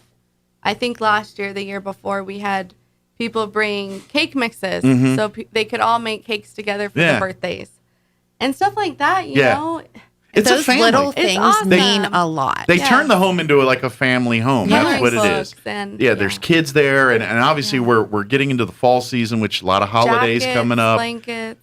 Think about that too. And I know this is something I want to put on people's radar too, which you can start now. If you'd like to start buying toys and stuff for kids, That's a good around the holidays here, they do Christmas and they do all that, and they do it just like your Christmas and have a tree with presents and everything. And there's kids in the home, and I'm not going to lie, there's nothing sadder than a tree on Christmas Day with kids there and there's no presents under the tree for them. That's the biggest. So that's what. So put that on your radar too. Yes. Maybe hold them right now because, like you said, we don't want to keep all this. We got food and everything there, but think about that here in the. What about like back to school supply? I know we're kind of starting all that, but can they drop that stuff off for your kids and stuff? Could you use that? Or they can. Okay, Yeah, I think our book bags went fast. Okay. They came in and they were gone. So they can always be because these are things that are used all the time. The crayons, pencils, and they use them every day. Sure. Yes, they can definitely drop those items off Okay. at 1215 North Garden. And don't forget the teenagers too, because sometimes there's teenage kids and things. So I know we always think about cool little toys, but But the toys or gadgets and things that older kids make up for the boys. I don't know, sports stuff. Things like that. I saw someone had donated one time this tiny little drone, and I wow. thought it was the coolest thing. It was like a pocket drone. I was like, wow. What else are they going to come out with? I don't know, but I wish I had some of that when I was a child. Right? I was talking about rewinding tape decks. My parents we were just talking about that earlier. Pencils, and we were. Yes. Yeah, same If goodie. you wanted to record your own songs, you had to plug those through the holes. Yeah, it's kids. They got And it easy remember these days. our shelter number, our crisis. This is the crisis hotline, 24/7, 365 is 575-627-8361. Yes, that is a number. Please reach out to us. And shelter. don't forget, you are in control of that entire conversation. So if you call that number, everything is up to you. If you just want an ear to bend, that's what it's there for. And confidential. Yeah, and it's all in confidential. Yes. If you're ready to break away from the situation you're in, they can help you that. Even if you're a person that you yourself, they're not abused, but you're suspecting something and you don't know how to handle this, call that number. There is advice for you too, because the worst thing you can do is ignore it. That's we got to break that chain. Yeah, and we can only do it together. good news is we're getting better. Like if you would have had this conversation 20 years ago, it's still in the dark shadows. It's still very taboo. It No is. one wants to talk about domestic violence. But it's way better than we're making progress. Yes, we are. Yeah, I would like to speaking say up helps. Yeah. Yes. Maybe in 20 years from now, we're talking about it like we talk about every other thing in our life, hopefully. But in the meantime, keep supporting, keep helping. And like you said, if anything we talked about here, if you're an offender and you're listening and you're kind of thinking, please reach out. This is the whole point of the Roswell Refuge and everything involved with it is to help these victims and to break this cycle. And we don't pass judgment. We don't. And that's You've one probably thing seen we everything preach. and heard everything. Absolutely. Yeah. And you're just trying to fix the situation. And you mentioned Sane Other. That's another great program that's part of the Kim Roswell Hansen is Refuge wonderful. umbrella. When you can help support through there too. Hopefully, we're having 70s dances pretty soon to help them out. We are gearing up for that. We had a fundraiser meeting 2 days ago. Good. So we have a lot of fun things planned. Now, those, for you don't know, those are the people that help directly the folks, victims of sexual assault, sexual violence, medically first. Yes, the rape kits, the investigation. Kim Hansen heads that. Yeah. She's also the provider at FHL. Mhm. She is wonderful. She's amazing. I mean, Absolutely. And then they work with police if the victim would like to collect evidence and things for prosecution. But again, the ball is in the court of the victim the whole way there. Whatever the victim feels comfortable with, Yeah, that's they're not what happens. pressured. Yeah, it's all you call the shots on how things are happening there. and But visit us on Facebook. Love Shouldn't Hurt is our offender treatment page. okay, We you have can a always thrift just store type page. up Roswell Refuge and you'll see all of them there. I Yes, think. RoswellRefuge.org. And like and follow because and then too. And Thrift Store has stuff listed on there now. Oh, good. So you do a little Yeah. window shopping virtually Yes. before you come down. Yeah, or hold it. Diane has been doing a great job. And if you'd like to donate, please call ahead, especially some bigger items. If you got bigger items, way we then can call. make room. Yeah, that way we can make sure there's space or things. Yeah. And I know delivery, pickup. Some arrangements can be made, but you got to call ahead and talk about that. We'll figure it out. I mean, our hubbies and we got some trucks in our small little circle, but we're not furniture movers, but we'll figure it out. But we play one on try. TV. We'll try. Yeah. That's all we can do is just Excellent. keep helping. And folks, again, give out the hotline number one more time. If you are a victim, if you just have questions, if you want information because you suspect something, this number is available to you 24/7. 627-8361. Very good. Now, do you have the office number handy? If do. any other business? Oh, yeah. It's right. Any other business. It's 624-3222. Okay, so if you want to ask about thrift store donations or Call the admin office. That's Okay. the 3222 number. Yeah, don't call the hotline with that. Call Yeah. that number. Yeah, for they'll those direct questions. you back. They'll give you the They right will, number. but- We'll get you figured out. I wish we had, just a transfer button, but we're not there yet. Yeah. Maybe one day someone will donate us one building. We There can you just all go. be together. That'd be nice. Right? Just walk down the hall. There you go. But till then, this is what we got. That is, and we make Awesome. it good. Is there anything we missed? Anything we wanted to share that we just... Leslie is probably listening to this and thinking, "Oh, Lauren, you didn't mention this," but that's okay because I We'll get you I think next we time. got it all. And then also put it on your calendars here. I know it's August and everything, but October's right around the corner. It is Domestic Violence Awareness Month. And obviously the Refuge is very involved in doing just that, raising awareness. And we'll have our candlelight vigil as well. Good. We do that every year. We weren't able to last year, because of COVID. Darn COVID again. Yes.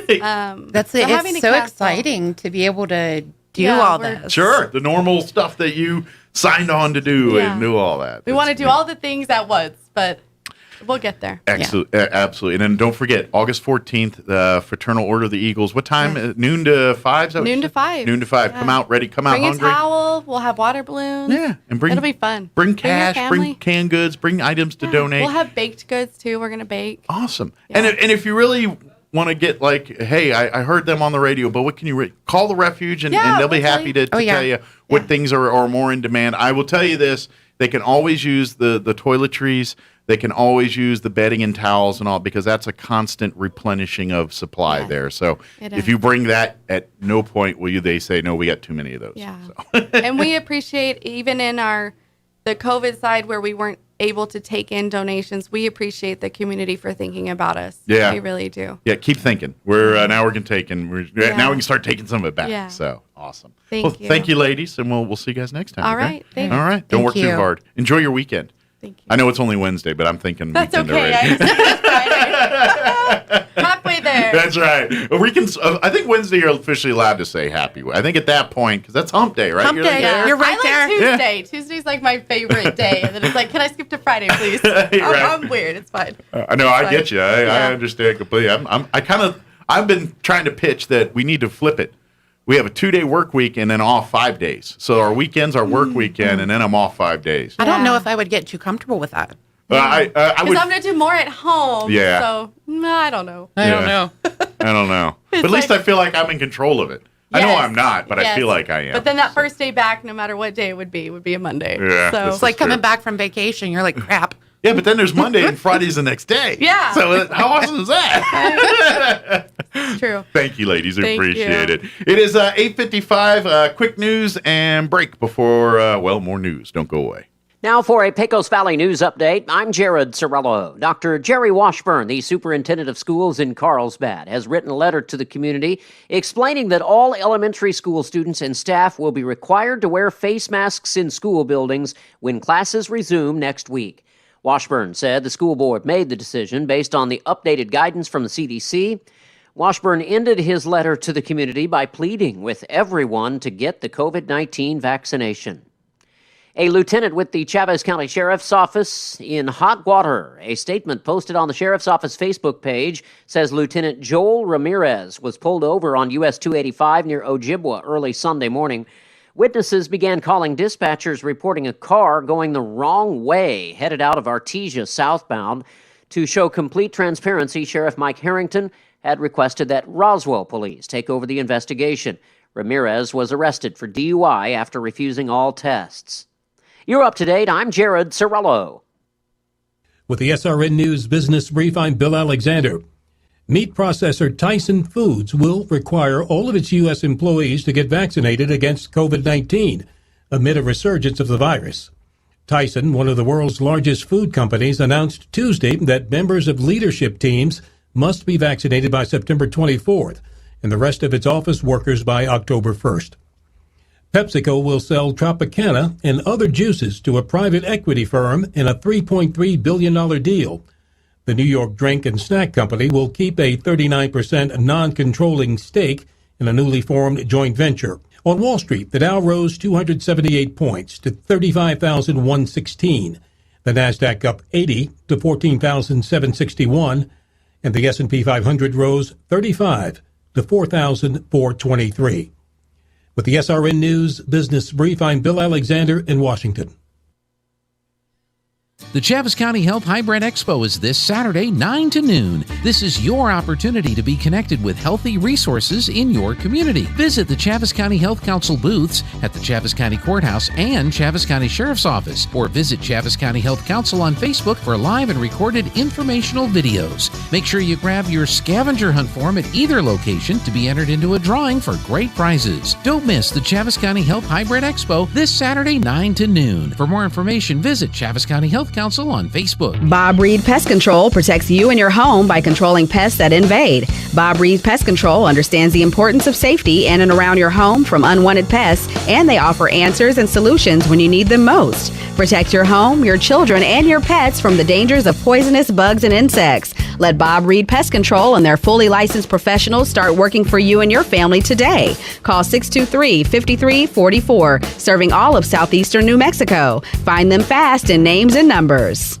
Wednesday edition, Clay Travis and Buck Sexton show. We are loaded up. Senator Ron Johnson from Wisconsin and Ann Coulter in studio with us. What else we got, Buck? We're going to be following up on the insane vaccine mandate rolled out here in New York City. Is it going to be hitting cities and perhaps counties all across the country where Democrats have control? Plus, the continued fallout from Governor Andrew Cuomo and the sexual harassment allegations. We'll get into that on the next Clay Travis and Buck Sexton show. Travis and Sexton are on Roswell's Talk FM weekdays at 10. Here's a Mornings with Mike Winters fun fact. There are 293 ways to make change for $1. Try all 293 on the guy who keeps borrowing money from you. Here's Mike Winters. And good morning. It is closing in on 9 o'clock. Town Hall News up next. We'll be back on the other side. You're listening to 106.5 Roswell's Talk FM, KEND, Roswell, New Mexico. Don't go away. Please. News this hour from townhall.com. I'm Rich Thomason.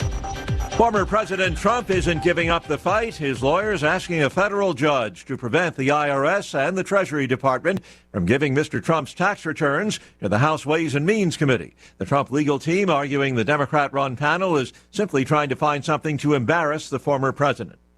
An executive order that Texas Governor Greg Abbott says is aimed at protecting the health and welfare of Texans has been put on hold. Correspondent Mike Rossi. A federal judge has issued a temporary order blocking Texas from having state troopers stop vehicles carrying migrants. In her ruling, U.S. District Judge Kathleen Cardone of El Paso said the directive issued by Governor Greg Abbott last week would have the effect of exacerbating the spread of COVID-19. She scheduled another hearing for next week. Abbott tells Fox News it's Biden policy that's actually spreading COVID-19 by putting migrants on buses that have COVID-19 and then moving them around certain areas in South Texas. Abbott insists he's confident he will ultimately prevail once all of the evidence is presented in court. The heat is on New York Governor Andrew Cuomo to resign after an independent investigation found that he had sexually harassed multiple current and former state government employees. Correspondent Marina Villeneuve says if Cuomo doesn't go voluntarily, impeachment is possible. Lawmakers in the assembly right now are discussing about what to do with an impeachment probe that's been ongoing. And there are lawmakers who are calling for the governor to resign or be impeached. Former President Obama, who was planning a huge birthday bash on Martha's Vineyard with hundreds of people invited, has canceled the large-scale event as COVID-19 cases spike. Watching Wall Street, the Dow is down 271 points, while the NASDAQ is trading 5 points higher, the S&P 18 points lower. More on these stories at townhall.com. Let's be boring and do a commercial about cash-out refinances. It's Ryan, and our mortgage team will often have a listener say, I think I understand what a cash-out refinance is, but can't that be bad for you sometimes? So let's hit on that. As with anything, it's certainly not the right move for everyone. If we don't have to, we don't want to add a bunch of years onto our loan, or increase our monthly payment too much, or pay more in the long run. But because home values have skyrocketed so far up the last few years, while rates have come so far down, we've seen many scenarios where listeners today can pull out a significant chunk of money from the new value in their home, while lowering the years on the overall loan, while lowering their monthly payment, and lowering how much they ultimately pay. The key is to just look at the whole picture and be honest with yourself about your situation. If you're looking for someone to show you your options, we are United Faith Mortgage. United Faith Mortgage is a DBA of United Mortgage Corp. 25 Melville Park Road, Melville, New York. Licensed mortgage banker. For all licensing information, go to NMLSConsumerAccess.org. Corporate NMLS number 1330. Equal housing lender. Licensed in Alaska, Hawaii, Georgia, Massachusetts, North Dakota, South Dakota, or Utah.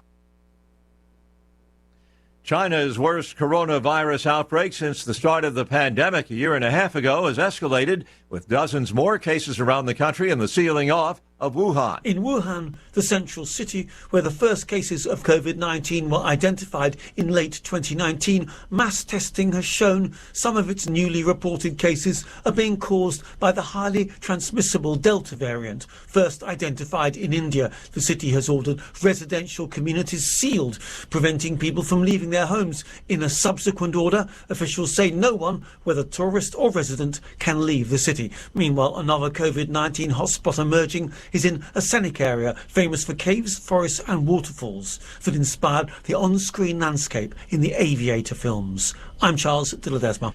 Lebanon marking 1 year since the horrific explosion at the port of Beirut. There's a national day of mourning. Townhall.com. A family affair or a conflict of interest? The question being asked of the Cuomo brothers. Brother to brother or newsman to governor. A new report says New York Governor Andrew Cuomo got advice from his kid brother, CNN host Chris Cuomo, as he tried to address the sexual harassment allegations facing him. The report says the Cuomo, who works at CNN, was one of several outside advisors who had an in to the governor. The report contains a copy of an email that Chris Cuomo sent his brother's advisors, telling him to say that the governor never meant to cause any offense or harm with his behavior. CNN is referring reporters to past statements on the issue. One of them said the network felt Cuomo acted inappropriately. I'm Oscar Wells Gabriel. Growth in the services sector, where most Americans work, increased to a record pace in July, even as businesses continued facing challenges hiring workers. More on these stories, townhall.com.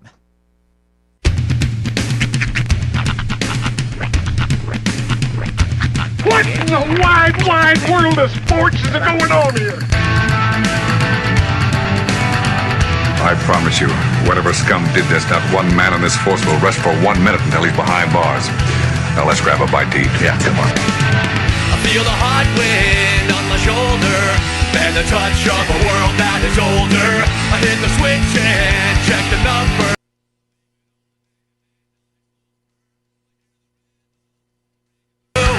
Flamenco guitar and cumbia music. I hear the talking of the DJ. The Javelin, what does he say? I'm on a Mexican radio. I'm on a Mexican radio. Broadcasting live from high atop the J.P. White Building in downtown Roswell, New Mexico. It's Mornings with Mike Winters on 106.5 Roswell's Talk FM. Is that what I sound like when I talk? Now, here's your host, Mike Winters. And good morning. It is 6 minutes after 9 o'clock. Welcome to hour number 3 of Mornings with Mike Winters, right here on 106.5 Roswell's Talk FM. Hey, Vidi, inviernos. They got a split screen within a split screen within a split screen there for a second. That was screen within a screen within a screen. It was Screenception. Man, take that, Brady Bunch. That's right. There was a comedian, I think it was Kyle Cease, years ago. He did the Inception song. Yeah? It's a dream within a dream within a dream within a dream within a dream within a dream within a dream within a dream within a dream. I saw it, and I didn't watch the whole thing, but somebody spoofed a trailer of something, and they did it Inception style. Dumb and Dumber. Oh, really? Dumb and Dumber Inception style. Huh. And they basically turned the Dumb and Dumber movie trailer into a serious thing. I love those when you see like somebody takes like the best comedy ever and turns it into like a horror movie. I only watched part of it. Yeah, that's what they did. I think it was Ferris Bueller's Day Off. You could basically turn that into a horror movie. Yeah. Where like the principal is looking for the kids to kill them. Yeah. Well, I think the one that famously changes perspective is the Karate Kid trailer. That's the biggest one. Which, yeah, and then they made a whole series based on that. Yeah, exactly. Which I will argue. Which I can't wait for the next season to come out. I'm so excited. When does it come out? A long time. I'm sure it'll be probably next year. Yeah. I'm positive because this one came out, remember, right? And that was so mean of them. And they knew what they were doing too. They put it out a week early. If I remember correctly, it was supposed to come out January 3rd, and they put it out like December 28th or something like that, Where like everybody watched it in a weekend, and now we have to wait more than a year to get another fix. I hope it's not next December. Oh, that would be cruel. It's the Better Call Saul thing, dude. At least give us January this year or next year. That's the thing. The pandemic messed everything up as far as shoot schedules goes. Like I think that they had some in the can. I think. Yeah. I'm not totally sure on that. I might just have to go back and watch season 3 again because it was really good. Yeah, it's been a hot minute. Now I've got to go back and remember things from that show. It's funny too. They've gotten so much more content out of the 3 movies. I mean, this is such a richer story. You know, telling this side of it. Well, and to be honest, it's perfect because the parents remember the movies fondly, most of them, and now every one of them is trying to instill that feeling into their kids, right, through the Cobra Kai show. And I feel like Cobra Kai is like the perfect place for it to work. Where it falls off is like when they're trying to do it with like Rugrats. Yeah, you know, parents aren't really going to sit and watch those shows with their kids, and those kids aren't going to care that much. And I also think as well that the characters from the movie are so typecast. And I know that's bad for them career-wise, but think about it. Ralph Macchio, I know he did a few other movies. I know My Cousin Vinny not, but you think Ralph Macchio, you think one thing. Yeah, clean-cut Jersey boy done good in Reseda. Whatever the dude's name from the Cobra Kai, I can't remember his name. It's William Zabka. Zabka, that's it. Yep. I know he's played the bad guy in other movies. Back to School. But he's always going to be Johnny LaRusso. Back to School is one I can think of off the top of my head. But yes, he's always Johnny from Cobra Kai. That's what he is. Now obviously Mr. Johnny, what was his last name? Johnny Lawrence. Johnny Lawrence, yeah. Johnny Lawrence. Mr. Miyagi, obviously he's not in the TV show other than flashbacks. Yeah. But I mean, he played Arnold's Diner for a little bit, a couple other movies, but he's known as Mr. Miyagi, and that's it. Did you ever? I can't remember the name of the movie offhand. He did a movie with Jay Leno. Were there cops or something? Something. I don't remember anything about it other than it was a comedy, like a buddy comedy with cops or something. But what I remember was Pat Morita used his real voice, and that threw me way off. His not heavily accented Asian voice. Yeah. For the kids out there, Mr. Miyagi didn't actually sound like Mr. Miyagi. He actually kind of sounded like this, kind of an uptick voice. And, go to Arnold's Diner if you want to go. That was, so I got to think that plays into part of it too, because these characters are beloved, iconic characters. True, absolutely, yeah. And I don't care who you are, everyone knows Karate Kid if you grew up in the 90s or 80s. I would argue that Allie broke out pretty solidly. Allie did. Elizabeth Shue But to be honest, in the Karate Kid world, she's really only in the first movie. True. The rest of it's not her, you know? Yeah, but it's sort of centered around her. She's always in the equation, but she's not there. You know what I mean? It's true. And so it's a little different there. Whereas the 3 players of the, and then obviously Reese, that bad guy, he's, you've seen him in other like military movies as bad guys and stuff, but for the most part, he's Reese. That's. It's funny watching the this last season. And by the way, this is going to be a slight spoiler if you haven't seen it. I mean, it's been out for months. The last fight in the last episode in the house. Yeah, you could tell what generation I'm from because while I'm sure young people were sitting there watching, going, "Yeah, get him, get." I was sitting there watching. Oh, that poor house. Well, that beautifully appointed house. It's destroyed. That window. No, that's my biggest issue with the whole series. Is if what went down, and again, these are spoilers. What went down at the end of season 2 at the high school? Why isn't everybody in jail for that? Why are they not in jail? Yeah, someone forget was almost lessons learned. murdered. And, oh my gosh, they're mad at the dealership. Why aren't these people in jail? They had a full-on brawl in a high school, and nothing happened because it doesn't service the plot. And then we're going to do it again at the end of the season, except it's somebody's house. Where the heck were the cops for all this? And that's what it's not like they were in a farmhouse in the middle of nowhere. Right. It was in a neighborhood. Where's the cops? Guarantee. Yeah.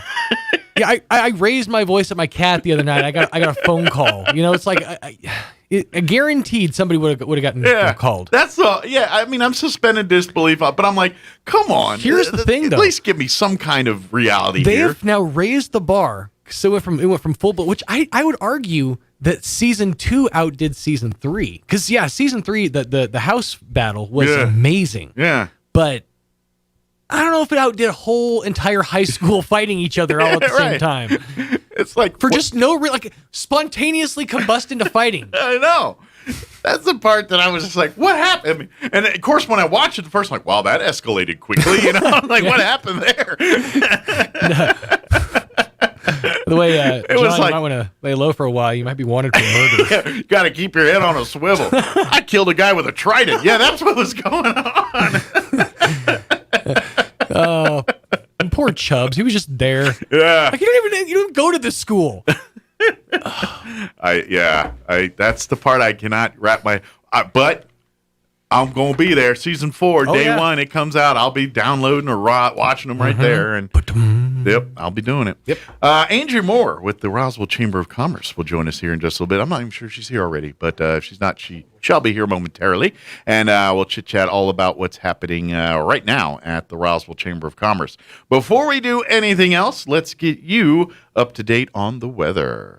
I'm meteorologist Steve Hamilton with your Pecos Valley weather. It looks like things will be drying up and heating up over the next couple of days. We will have some lingering cloud cover around the Roswell area today, our high around 85. Then we're in the upper 80s for Carlsbad and Artesia, and mostly sunny through the afternoon. A few clouds drifting by overnight with mid-60s, and then tomorrow it looks like upper 80s, maybe 90, and sunny. That's your latest forecast. I'm meteorologist Steve Hamilton. Thank you, Steve. Currently 74 degrees here in Roswell. Humidity is at 54%. Winds currently out of the east at 6 miles per hour. We do have a little 20% chance of some rain showers today, but partly cloudy otherwise with a high of 86. Enjoy that. The 86 will be going away very soon. And for the hotter, not the cooler. Southeast winds 10 to 15 miles per hour. Tonight, partly cloudy, overnight low of 66. Southeast winds 5 to 10 miles per hour. Thursday, a little bit warmer. Expect a high of 90 tomorrow under sunny skies. Winds will be out of the northeast at around 5 to 10 miles per hour. Got it. Cool. Okay, sorry. I got a text there and I was producing. For Friday, it's just full out hot. That's blowing into the hot. Sunny, 97. Winds will be out of the south, 10 to 15 miles per hour. Then looking at the weekend, Saturday, sunny, 98. Sunny on Sunday as well, high of 100. And then we're going to be floating in the high 90s, 98 on Monday, 97 on Tuesday. So enjoy your 86 today because it will be getting warmer quickly. Hey, it is 9:16. Before we take a break here, Nook at Asian Market, they're looking for some good employees to be a part of their team. They have immediate openings, not for cooks. Nook's got the cooking covered, but for everything else. She needs waiters and waitresses, sales and cashiers for both the store and for the restaurant side. Requirements must be friendly, must be hardworking. And if you have any questions or anything, you ask to apply in person at Nook's Asian Market at 5702 South Main here in Roswell. They're located, if you go on South Main, like you're heading towards the college, if you're heading south there, you will see it far south. You'll see a blue sign, Asian Market, steel building right there on your right. Swing on by there and ask for Nook. And she will tell you what she's looking for and answer any of your questions. And perhaps a career there at Asian Market is ready for you. Yeah, she's got the cooking covered, but she needs help. Cashiers, wait staff, sales, both for the market side and at the restaurant there. So again, stop on by 5702 South Main here in Roswell. All right, it is 17 minutes after 9 o'clock. We're going to take a commercial break. Andrew Moore from the Chamber is going to be here in a bit. She sent me a text. She's on her way. So we'll talk to her in a bit. Don't go away. You're listening to Mornings with Mike Winters. Platinum Auto Services specializes in complete automotive care. It's the shop that does it all. From auto diagnostics and repair to dress up, rig up, and clean up, Platinum Auto Services has you covered. Platinum accepts all fleet management accounts and offers free pickup and delivery, oil changes, tires, alignments, suspension, lift kits, and easy approval financing available for those unexpected repairs. Give us a call. The shop that does it all. Platinum Auto Services, 575-689-6900. The Chaves County Health Hybrid Expo is this Saturday, 9 to noon. This is your opportunity to be connected with healthy resources in your community. Visit the Chaves County Health Council booths at the Chaves County Courthouse and Chaves County Sheriff's Office, or visit Chaves County Health Council on Facebook for live and recorded informational videos. Make sure you grab your scavenger hunt form at either location to be entered into a drawing for great prizes. Don't miss the Chaves County Health Hybrid Expo this Saturday, 9 to noon. For more information, visit Chaves County Health Council on Facebook. Talk about local color. Your trees are supposed to be green, not yellow. Hello, this is Jim Gill from Roswell Seed Company. While we've been talking about our colorful geraniums, I've been noticing a lot of yellow trees around town, particularly those globe willows. It may come as a shock to you, but those trees are supposed to be green. If you have yellow trees, come see us at Roswell Seed Company. We have a fix that's fast and easy and doesn't cost very much.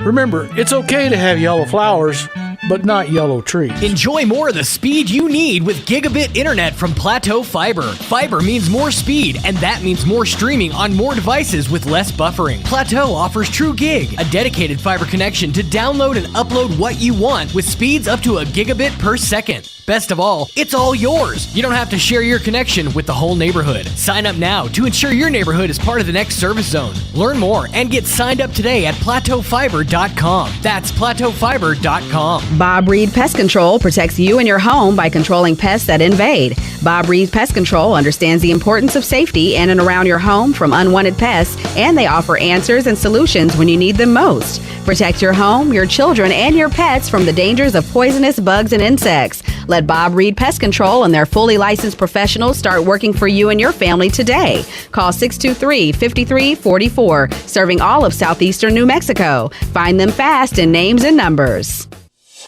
Being in the Army National Guard is about more than just serving your country. It's about being there for your community when your neighbors need you most. The Army National Guard makes college affordable. Serving part-time lets you attend school full-time while you take advantage of education benefits that can help you graduate debt-free. If a civilian career is your goal, serving part-time allows you to work at a full-time job. The skills, qualities, and contacts you'll develop in the Guard can open doors to a great civilian career. Want to serve but worried about being away from friends and family? Part-time service in the Army National Guard allows you to serve close to home. Serving in the Army National Guard lets you have the life you want while you enjoy the many benefits of serving your community and nation. You owe it to yourself to learn more about how the Army National Guard can fit into your life. Visit nationalguard.com. Sponsored by the New Mexico Army National Guard. Aired by the New Mexico Broadcasters Association and this station. Wednesday edition Clay Travis and Buck Sexton show. We are loaded up. Senator Ron Johnson from Wisconsin and Ann Coulter in studio with us. What else we got, Buck? We're going to be following up on the insane vaccine mandate rolled out here in New York City. Is it going to be hitting cities and perhaps counties all across the country where Democrats have control? Plus, the continued fallout from Governor Andrew Cuomo and the sexual harassment allegations. We'll get into that on the next Clay Travis and Buck Sexton show. Travis and Sexton are on Roswell's Talk FM weekdays at 10. Here's a Mornings with Mike Winters fun fact. The U.S. Treasury once considered producing donut-shaped coins. They instead decided to go with coin-shaped donuts. Here's Mike Winters. And good morning. It is 21 minutes after 9 o'clock. There's my pen. I need my pen. It's very important I have my pen. And joining us in studio this morning from the Roswell Chamber of Commerce, Liz is back with us. I was going to joke and say, see, Andrew sent the good one. I'm just kidding. They're both great. Good morning, Liz. Good morning. How are you today? Doing good. How are you? Good. I know you guys have been busy over at the chamber. Yes. Welcoming the world back to being the world again and having business after hours and ribbon cuttings and all kinds of stuff. Magazine just launched. It just dropped. That consumed I meant to most bring of it our in. life. I got it Friday. I had a copy. I got it Friday, and I kind of read through it. I didn't read like every article, but I kind of thumbed through it, and then I meant to bring it in Monday, and of course I've spaced the last 3 days now doing it. But yeah, I meant to get in here and talk because it got some great stories in there. This, if you haven't picked up and looked at, it should be in you should have got it probably. I got mine Friday. Yeah, Friday, Saturday, they started hitting mailboxes. Yeah. If you need copies, we are more than happy to deliver those to you, or you can come by the chamber and pick them up. Yeah, but if you have a mailing address in Chaves County, you should have gotten one. Yes. And then, of course, some people requested extras early, and hopefully you got yours. But like you said, if you want to get on that list, call the chamber, and we'll get you on that list. But if you want one, in the meantime, swing on by. And again, this edition, I said episode, didn't I? This edition, focus. Sorry, I'm a radio guy. This edition really spotlights heroes of Chaves County, unsung heroes of Chaves County. Extraordinary people. Yes, that's the official term. Issue. I almost said episode. But yeah, and so we talk about, in various circles around, obviously spotlighting all of our honor roll and valedictorians and everything in all of our local schools in there. Of course, some people in our community that just been slowly turning the wheels for years and keeping things going. There's an amazing article about Brad Houston in there. Yeah. Larry Hobson wrote that for us. It is great. Article on our, speaking of Larry Hobson, People of the Year, Persons of the Year, I guess. Citizens of the Year. Yes, Barry Foster and Mr. Hobson. Matter of fact, they're on the cover. They are on the cover. They are our cover guys. Yeah, they made the cover. They Congratulations. Did. But yes, that magazine is out now. If you didn't get a copy, please swing by the chamber and we'd be happy to get you a copy. Yes. Or if you absent-mindedly threw it away when you were... We have extras. When you're dealing with all your car flyers and everything else that was in your mail that day. And we're already starting. Well, we've been working on the next issue as this one was. So it's very, very time consuming. Absolutely. A lot goes into it. And by the way, if you're now looking at your second copy of the magazine, our second edition, and you're going, man, this thing's really nice, I should be advertising in it. Yes. Please reach out to the chamber. We can make that happen and get Call you in. us. We can make it happen. Members do get a discount if you decide to advertise. You do not have to be a chamber member to advertise. This is true. It is a perk because you get a discount, but non-members can advertise as well. Absolutely. And if you'd like to be a member after that, then you're not obligated, but we'd love to have you too. So. Yes, we would. Also want to remind folks it does come out quarterly. So so we get 4 a year. So the next one will be here. I think it's October it's supposed to drop. Mid-fall time frame. We'll say that's a good answer. Mid-fall. Mid-fall. I like that. Frame. So look for it. Do we want to release the... So the theme next for that one issue will be aviation and food. All right. So we'll be spotlighting some. We've got a lot of aviation businesses here in town. One of them's been here over 20 years. Barbara Baldwin will be featured in that issue. Nice. And then just different food places around town. So. All right. And which ones would be good on an airplane? Mm-hmm. Yeah, because you got to take snacks when you fly. If you're going to do it to go or carry out on the airplane, which ones work best on the airplane? Well? That might be a good story. That would actually be a very good story. Thinking your saucy, sloppy things probably not so good. Finger foods, hand things, sandwiches. Easy stuff. Yeah, things like that might be good. But anyway, look for that edition here mid-fall. But there's a whole lot going on between now and mid-October. There is. First thing coming up, so August 12th, which of course is a Thursday, we have Business After Hours. That is going to be at the Roswell Rest Stop Airbnb. Oh, nice. If you follow our Facebook page or you're on our weekly email, I will be putting out the address a little bit closer to the date. I do not have the address out there yet because it is a private residence also, so just follow us and you'll know the location. But I would imagine you get to check out the Airbnb, see the amenities there, probably try a little food and try a little... Food, and so it's a beautiful property. I went and toured it when I signed her up to be a member, and it is a very, very nice property. So if you need a weekend getaway in town for yourself, or maybe you got family coming in and you want to give them an experience that ain't your house, which I understand. You want to send them to a house, but not yours. You want to get them home cooking, but not at your home. I get it. Or, if you just, you've got kids and you want to just stay the night somewhere nice and quiet, escape. That is a good option. That's right. Leave the kids with a sitter and go spend the weekend as a couple. That would be an awesome I've thought thing. about, leaving the kid and husband at the house and taking a night. And to be honest, in the world of COVID, that's a great alternative. You know, obviously we're not as traveling as much right now, and let's be honest, the breaks we did get, we didn't get much of because COVID kind of shortened everything. And so, yeah, if you don't have the time necessarily to take a big trip, but you need to get away. You need to decompress and rest and recoup for a weekend. Airbnb in town is the best of both worlds. You don't have to, you get all the amenities of having someone pamper you for a day. There's a pool, there's a hot tub. I mean, it's a beautiful property. And then you'll have to worry about road weary, tiredness, traveling, or anything else. And if you forgot something, you can go right back to the house, pick it up, and bring it back later. So, and it's a great location. It's kind of downtown area, so it's walking distance to everything. I mean, it's just a really, really great spot. So next Thursday, 1 week from this Thursday, the 12th. Oh my God! Yes, we'll be business after hours at the Airbnb there. Then Friday the 13th, spooky. We have a ribbon cutting and re-grand opening for New Mexico Credit Corp. Okay, they are a small loan company. They're at 3107 North Main Street. Okay, Suite A.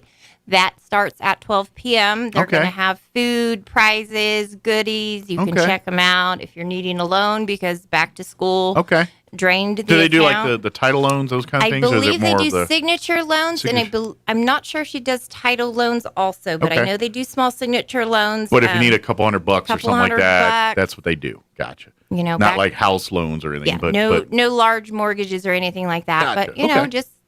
You need money to get to the next payday. Yeah, back to school, life happens. Back to school, just anything that pops up. Go see Heather over at New Mexico Credit Corp. The tire blows never at a convenient time. I know how that. Yeah, all that fun stuff that hits all at one time. So that'll be Friday, August the 13th, and it starts at 12. All right, so bring your lucky rabbit's foot just in case. Keep it in your pocket. Yes, this is the 13th. Stay away from ladders and black cats and all that. Oh, you know, nothing bad ever happens on Friday the 13th. Most times I agree with you. However, when I was 17, I got in probably my worst car accident. It was a Friday the 13th. It was my fault. I was a brand new driver. But this was in Maryland. I was driving my mom's Ford Tempo, which till the day she died, she gave me crap that you wrecked her car. Wrecked her 85 Ford Tempo, okay? But even like she had nicer cars later, and she's like, Tempo. I was like, come on, man. You ruined my Tempo. Yeah. So, but it was a Friday, and it was a rainy day, and I just got my hair cut, and I was driving home on the back road, and the guy, which I was probably following a little too close, stopped short to turn a liquor store, and then I hit the brakes, locked up the car, and slid into the back of him. And I had to go to the hospital and bruise ribs and everything, and totaled the car. I was fine. Did Mom ask if you were okay before she asked about the car? I don't know for sure. I'd like to say no, but I cannot say that. She was pretty mad about the car. She was mad. She was mad about the car. But yeah, and that happened on a Friday, July 13th, 1990 was the date of that. So. That's the only thing I've ever had happen to me on a Friday 13th. I can't remember if I've had. I don't know. I don't. Nothing stands out on Friday the 13th. So I'm hoping this year goes smooth. And that's the only thing. Like if you asked me any other time, I don't know. But can't remember. But that one, that's a memorable one. I went to the hospital. I remember because I bruised ribs, and of course I had a bruise like the seatbelt. From the seatbelt. And this car didn't have an airbag. It was before airbag. Pre-airbag. Yeah, it was in that window when airbags weren't being used. Because they used to use them back in the 60s or whatever, and then they kept popping out on their own. So they kind of went away, and then they brought them back in with the 90s there or whatever it was. Oh. But they had them for a while there. But anyway, different story. That so and of course it hurt to breathe. So that's why I remember for the next like 3 days I couldn't sleep. I couldn't do because. And then you have to like sit up, don't you? Because you really can't do much. Yeah, you lay down, it hurt. You sit up, it hurt. You breathe, it hurt. You talk, certain if you laughed, you're done. It was a rough couple of days. So that's the only reason I remember all that. But good reason to remember though. I'm a better driver now. Yes, that's why I judge all of you people for your driving because I'm better at it now because I did my stuff when I was young. I got sidetracked. I would like to say I am a better driver than I was back then. But I have my moments. Yeah. And now I have a teenager who's driving. So, of course, when she's driving, I'm like, watch where you're... Stop. Don't do that. Like, Lord help us all. Yeah. You're going to... So, yeah, I'm horrible when I drive with her. Unfortunately, you're going to age a lot this next couple of years, especially with the kid on the road. That's I have just a an feeling, instant like, ager. even driving across the street to go to my mom's house, I panic. I'm like, oh my God, watch where you're going. Look, wait, there's traffic. She's like, Mom, I know. But is she at that point where you could literally get anything you want right now? She'll be happy to go get it for you? Oh, yeah. Yeah. Right now, she's loving it. And I told her, give it time, and you are going to hate when I ask you to do something. I forgot cottage cheese. I'll get it. And they go run out and get like right now, she thinks it's awesome. I'm like, that's going to change very soon. Will. So take advantage of that at least. You know. So that is the nice thing. I'm like, hey, go to Allsup's. I need a loaf of bread. Yeah. She's like, okay, I'll go. I'll go. Do you need anything else?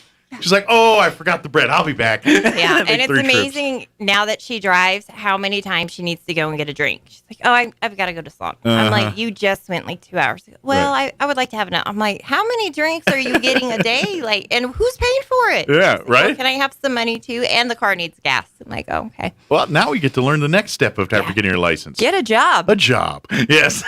You like Sonic drinks? Maybe we could get a job there, and you got the drinks. Get a job there. You get a discount on them. Well, she did say, because I was joking with her. I'm like, because she loves McDonald's. Yeah. So I'm like, you know. Oh, we know a guy. Might get her a job. Yeah, we know a guy. She actually did a podcast for Nick Snowburger. So I told her, you know, if you work at McDonald's, you get free McDonald's as an employee. So that kind of perked her in. Yeah. I heard that's one of the perks. So she was all about free McDonald's. I do like doing radio, though. But I do love free McDonald's. I know. I'm like, Andrea, you know, maybe I could do part-time at McDonald's, and then I could feed my McDonald's habit. I'll work 1 hour a week for the free food. Yeah, I'll do it just for the food. I'll go in there and start raising, flip some burgers, and I'll see you next week. I'll totally do the drive-thru. I don't know that I have the patience for the drive-thru. I don't know that I could. I don't. I don't think I would. I will be yelling at people quick. When people do stupid things in front of me in a big rate of stupidity, I can't hold my tongue. It just it comes out. So we know not to put you in the drive-thru. Yeah, probably not. We will put you in the back. We'll talk to Nick about that. Better keep me on mop detail or something out of the public eye. Something away from people. Yeah. I'll be the guy that.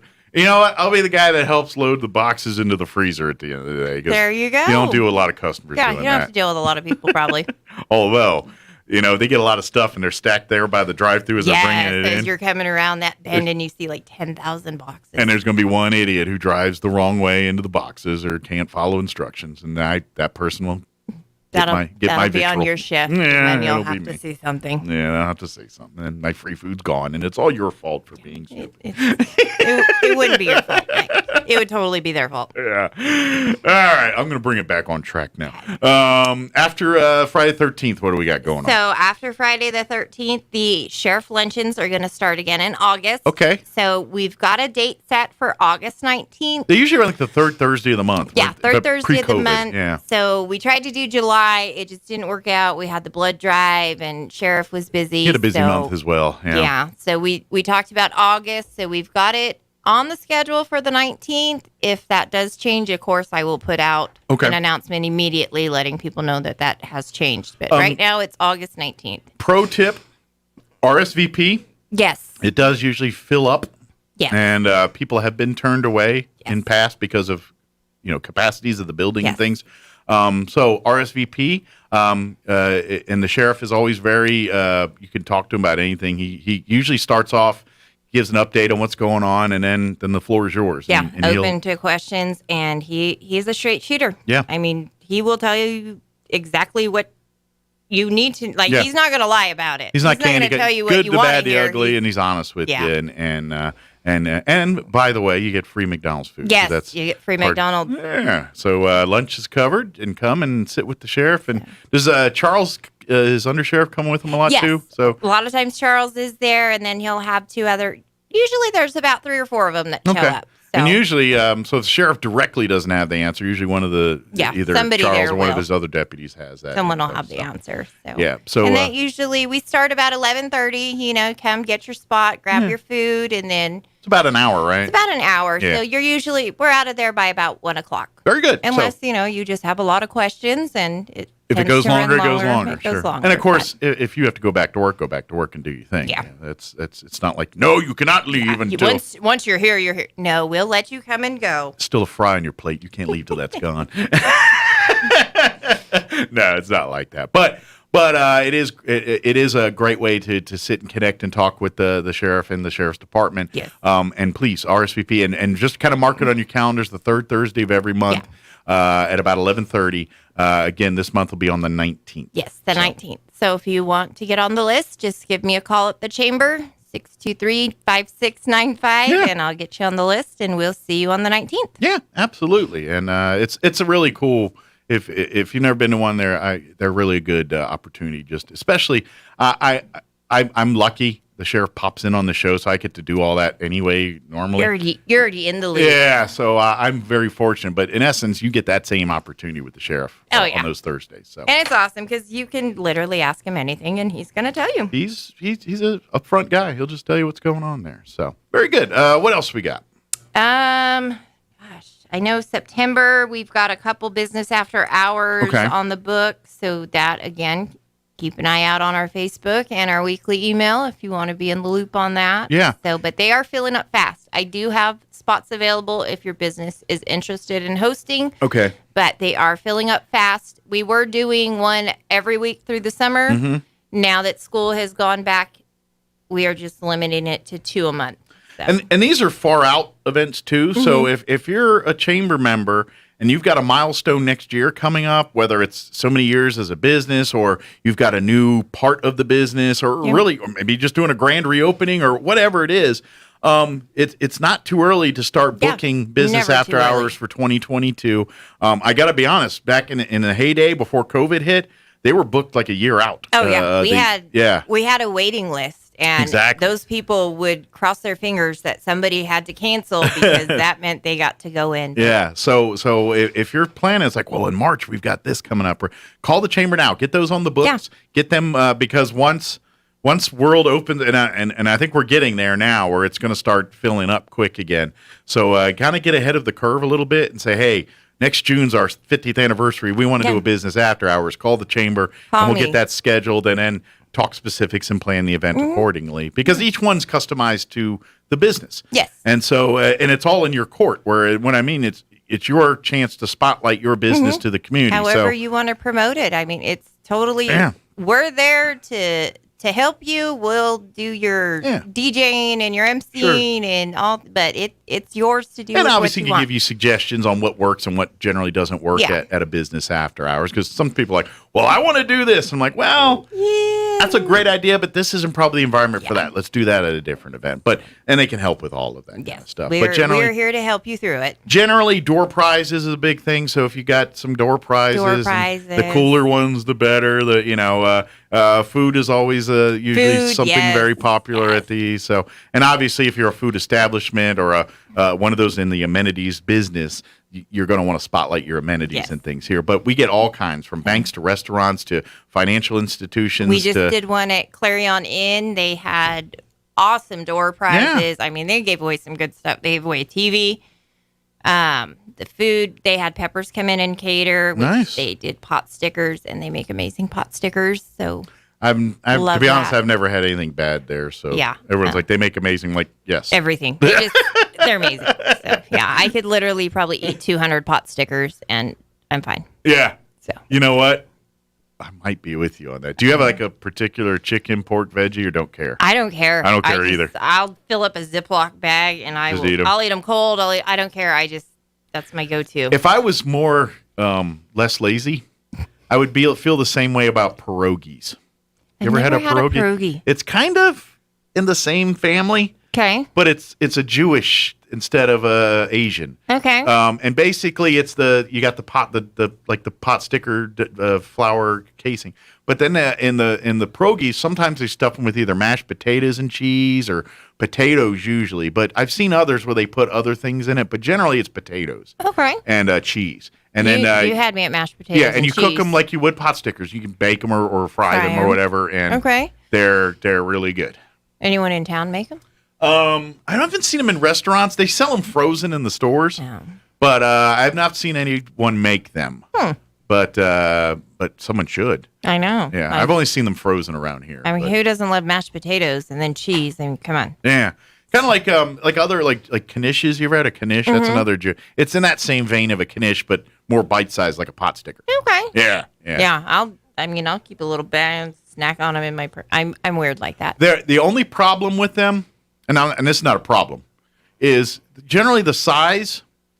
They're almost too big for one bite, but too small for 2 bites. So you kind of feel awkward. Yeah, you kind of don't know if you want to eat a whole one or you kind of break it in half because you don't want to look like a weirdo. And shove it all in. Okay, That's the only, I can work around that. trepidation I have with the pierogi. I can get that figured out. Maybe anybody businesses out there, start pierogies at your restaurant. Yeah, I'll be your first customer. We will test them for you. I love pierogies. I love food. I love to eat. Maybe if you got a pierogi recipe and it's really good, we'll put it in the magazine for the next summer food, and then we're all going to learn about pierogies. Yes, we do highlight recipes in the magazine, so I send it to me, and let's try it. You know what? Why can't we make a green chili version? Like a potato, a green chili, and cheese in there? We'll call it a New Mexican pierogi. That could work. I think it's a fine idea. I'll try it. Carb City, Anybody too. wants You'll to love make it. pierogies and bring them to I will try them. I will share them with Mike. Him and I will. I think a green chili pierogi. Him and I will cheese, do that. Potatoes, We will take one for the team, and we will be the testers. Mm-hmm. So. I want pierogies. I know. I'm thinking about pot stickers right now. I'm like, maybe I'll call Peppers. I ain't gonna lie. I love when I go to Farmers and they have the little pot stickers, little 8-pack or whatever. Yeah. I grab it every time. You're right. I don't care if it's vegetable, pork, or chicken or what. I just grab it. I don't care what they are. Yeah, I do it every My time. husband's like, "You're gonna eat those cold." I'm like, "I don't care." I generally microwave them. 45 seconds I've found is the more perfect than that. time. And then it's got the perfect, not too runny. And if you overheat them, you're gonna pay for it when you bite into it. Yeah. The best is to fry them or kind of do like bake them in a toaster oven or air fry them. Air fryer. Yeah, that's the best. But so who has that kind of time? That's why I love that Peppers makes them because I can just have them make them for me. I need to make them myself. Like I need to go out, like egg rolls. My wife's made them once or twice and great. But I don't know. You just don't. Sometimes I'm too lazy. I'm like, God, do I really want to sit there? Yeah. I mean, I enjoy eating them. Just the prepping, I think, is what turns me off. Yeah. Well, I mean, there's a lot of that's why DoorDash and all these other places are very, very making money hand over fist right now. We're bad. When DoorDash came out, I am not gonna lie. Yes, it was horrible. It's like, God, I don't have to go anywhere. But now I have a kid that drives, so now you got your own DoorDash. She's like my little DoorDash. Yeah. Well, we're Americans. Yeah. All of us love food. We're gluttonous and we're lazy. That's every single one of us. I don't care who you are or what. We all have that side in us. Every single one. I think it's Americans. Yeah. I mean, they like to throw it. I mean, humans in general. I know they like to just blame us Americans. Yeah, I've seen some lazy fat French guys too. So don't hand that to me. It's not just us Americans. It is not just us.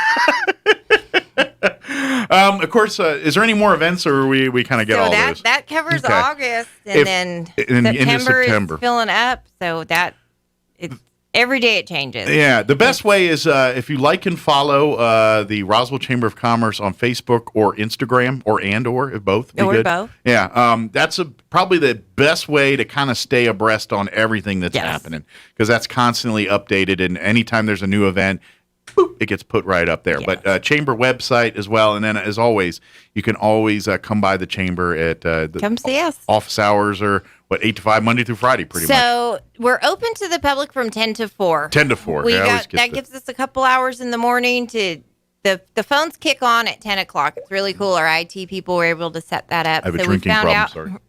I noticed that. I didn't want to say anything. It went a little too heavy on the water drinking there. So we've noticed in the morning 2 hours of just the phone not ringing, the door not buzzing. Like, we can actually get a lot of stuff done in just those 2 hours. And then once 10 o'clock hits, that phone is pretty much nonstop until it shuts off at 4 o'clock. Okay. And it's pretty cool when you call in. IT has it set up. It's like you remember X-Files? Mm-hmm. So when you call, it kind of does that do-do-do-do. Yeah. So it's very alien-ish. Nice. So IT was excited. So very shout out to Sun State. They did that for us. They were like, so we picked this for you. I'm like, yeah, aliens, we'll go with it. Kind of our thing.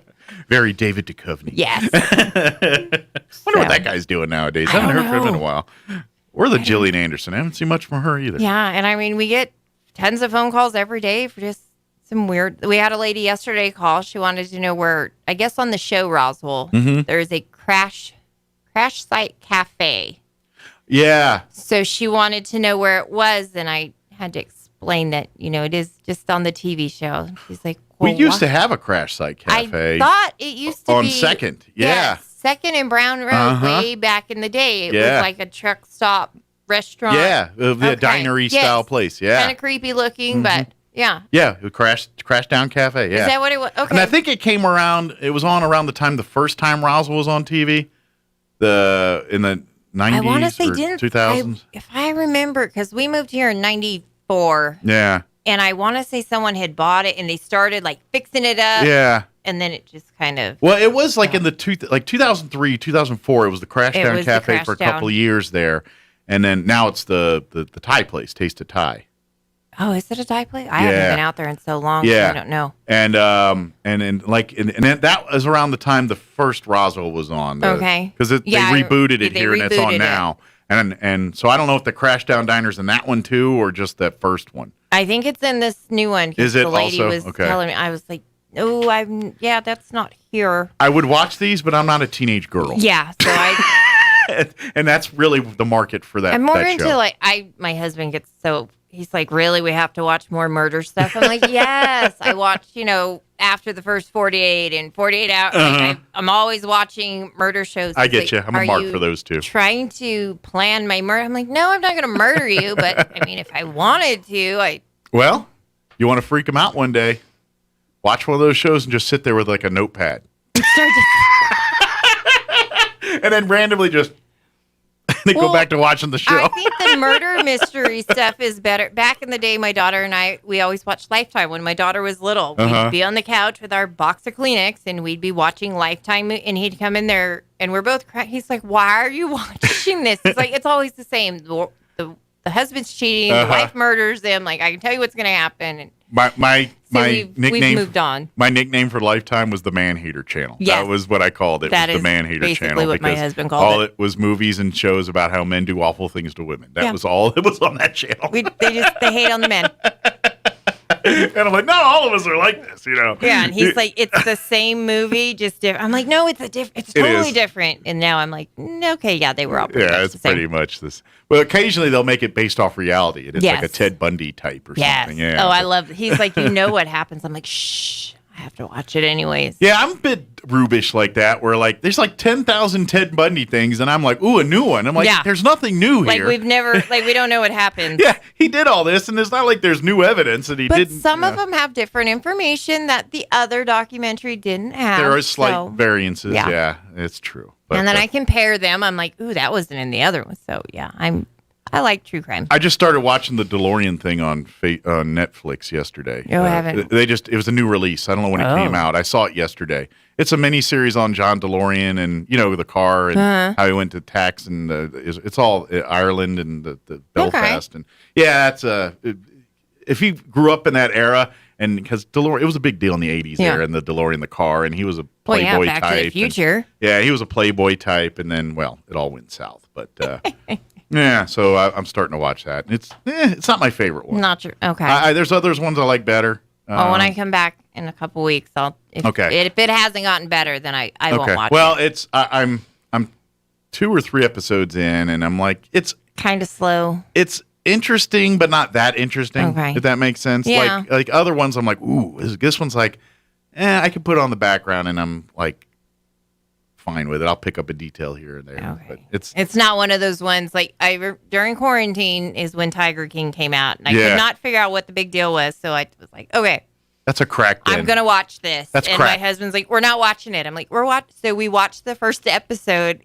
And then it was funny. He's like, no, we'll just keep. So we literally binge watched it all in one night. And I couldn't believe that we watched it, but we couldn't stop watching it. It's because you can't believe those are real people. Yeah. That's why I was just like, are you serious? Like, I mean, I know. Can I say crackhead on the radio? I think I have several times. Yeah, I was like, oh my God, what a bunch of crackheads. So. Yeah, that's why it's a train wreck that you cannot stop watching. We could not stop watching. Once you're down that slippery slope, no turning back. We had snacks and drinks, and I think we only paused it long enough to go to the bathroom, and then it was right back to the TV. So, you're very wise to avoid it altogether, but pop culture won't let you because there's so many references. Even now, it's kind of dated out, but there's still the occasional. I just Tiger had to know, I wanted to know what the hype was, and once we started, we just couldn't. It's just a series of really. Really? Yeah. Really? I Really? don't know, like, where did they find those people? Like, how do you find each other? I got a feeling they're all over the place. Yeah. Like, there's Oh. these sub-communities of people just like that. Crackheads. And we're like, what is going on? Yeah. I have a few by where I live, so. We all got that. We've all got those. Awesome. Well, I just saw the time. We probably should I wrap this up. And they probably got a bunch of things for you at the office to do. I've got a stack of stuff to get back to. But again, if anybody has any questions, don't hesitate. Call. What's the phone number for the office there? 575-623-5695. Very good. 10 to 4, Monday through Friday. 10 to Call 4. anytime. Call there or office And hours. if it's before 10, Leave a voicemail. Just the door. If I'm there, a lot of times if we're there by ourselves, we do keep the door locked. Sure. Just, Security. Yeah. Yeah, And- absolutely. It is right there on the main intersection, right there basically in the corner of Yeah. Second Main. It's a block. We're right across Second. from the police department. Yeah. Can't miss us. But it's a busy part of town. Yes. So a lot very, of foot traffic. Very, very busy. Yeah. Well, thank you, ma'am. Appreciate Thank it. you. We'll see you here in a couple And weeks. hopefully next time Andrea will be with Ian. Oh, come together. We Yes. can harass her while she's here. We can talk more food. Yes. Maybe she'll make some pierogies. She should. It's like, hey, work I wonder on if she knows how pierogi to make recipe. those. We'll text her. All right. Watch, she's probably going to text me and be like, do not volunteer me to make pierogies. Well, that's what happens. You took the day off. You get to make pierogies. I'll blame you. I'll be like, it was all That's mine. fine. I can do that. I can take the heat. Always a pleasure, Mike. Thank you. Appreciate it. It is 9:53. Let's pause for news and a quick break. Don't go away. Now for a Pecos Valley news update, I'm Jared Cirillo. Dr. Jerry Washburn, the superintendent of schools in Carlsbad, has written a letter to the community explaining that all elementary school students and staff will be required to wear face masks in school buildings when classes resume next week. Washburn said the school board made the decision based on the updated guidance from the CDC. Washburn ended his letter to the community by pleading with everyone to get the COVID-19 vaccination. A lieutenant with the Chavez County Sheriff's Office in hot water. A statement posted on the Sheriff's Office Facebook page says Lieutenant Joel Ramirez was pulled over on US 285 near Ojibwa early Sunday morning. Witnesses began calling dispatchers reporting a car going the wrong way headed out of Artesia southbound. To show complete transparency, Sheriff Mike Harrington had requested that Roswell police take over the investigation. Ramirez was arrested for DUI after refusing all tests. You're up to date. I'm Jared Cirillo. Turn up your radio. Here's the Sean Hannity Morning Minute. President Biden, you can lie on a gun application, dump the gun in a dumpster, and nobody cares. If you're Hunter Biden and you have no experience in oil, gas, and energy, you can make millions of dollars consulting Burisma. And then when you start getting in trouble and getting investigated by a prosecutor, Daddy will leverage $1 billion taxpayer dollars in what is a real quid pro quo and say you're not getting it unless you fire the prosecutor investigating my zero experience son making a fortune, or the money for a sports car from a Kazakhstan oligarch, or the $3.5 million to his company from a Russian oligarch and former First Lady of Moscow. Is that why Putin got the waiver on the pipeline? Is that why he got the summit as a reward? One has to wonder. Check out the Sean Hannity radio show later today, right here.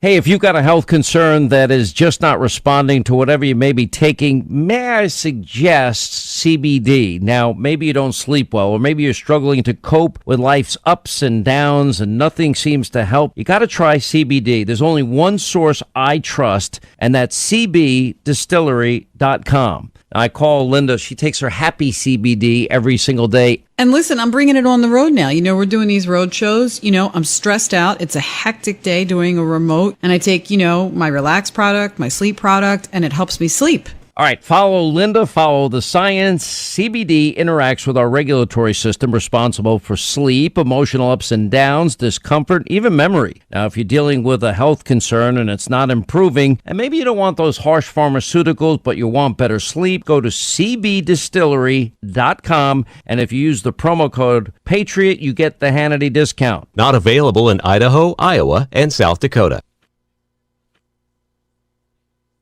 I'm meteorologist Steve Hamilton with your Pecos Valley weather. It looks like things will be drying up and heating up over the next couple of days. We will have some lingering cloud cover around the Roswell area today, our high around 85. Then we're in the upper 80s for Carlsbad and Artesia, and mostly sunny through the afternoon. A few clouds drifting by overnight with mid-60s, and then tomorrow it looks like upper 80s, maybe 90, and sunny. That's your latest forecast. I'm meteorologist Steve Hamilton. With the SRN News Business Brief, I'm Rich Thomason. Wall Street opened lower this morning following a weaker than expected employment report from ADP. The payroll processor says the economy generated 330,000 private sector jobs in July. That's far below the 653,000 new jobs that economists had been expecting. A recommendation to nullify the election results of an Amazon union vote in Bessemer, Alabama, breathing new life into the labor movement. The recommendation was issued Monday by a hearing officer for the National Labor Relations Board. Growth in the U.S. services sector, where most Americans work, increased to a record pace in July, even as businesses continued to face challenges hiring workers. Despite a computer chip shortage that temporarily closed some of its plants, GM made a healthy $2.8 billion net profit in the second quarter. With business, I'm Rich Thomason.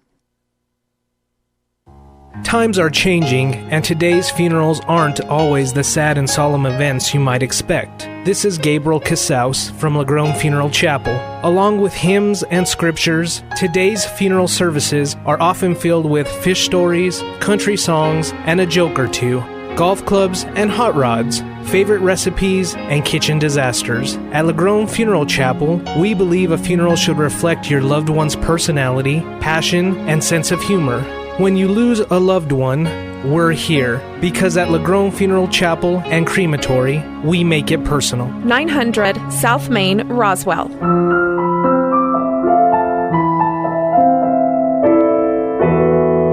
Every project, big or small, starts with a solid foundation. Chance Materials is your provider for quality, affordable, ready-mix concrete. No matter the job or project, Chance Materials has the quality products and unmatched customer service you deserve. All at the lowest price possible. Online at chancematerials.com. Call 575-363-3240. Serving the Pecos Valley with plants in Roswell and Carlsbad with ready-mix concrete and more. Chance Materials. Because when a project matters, materials matter most.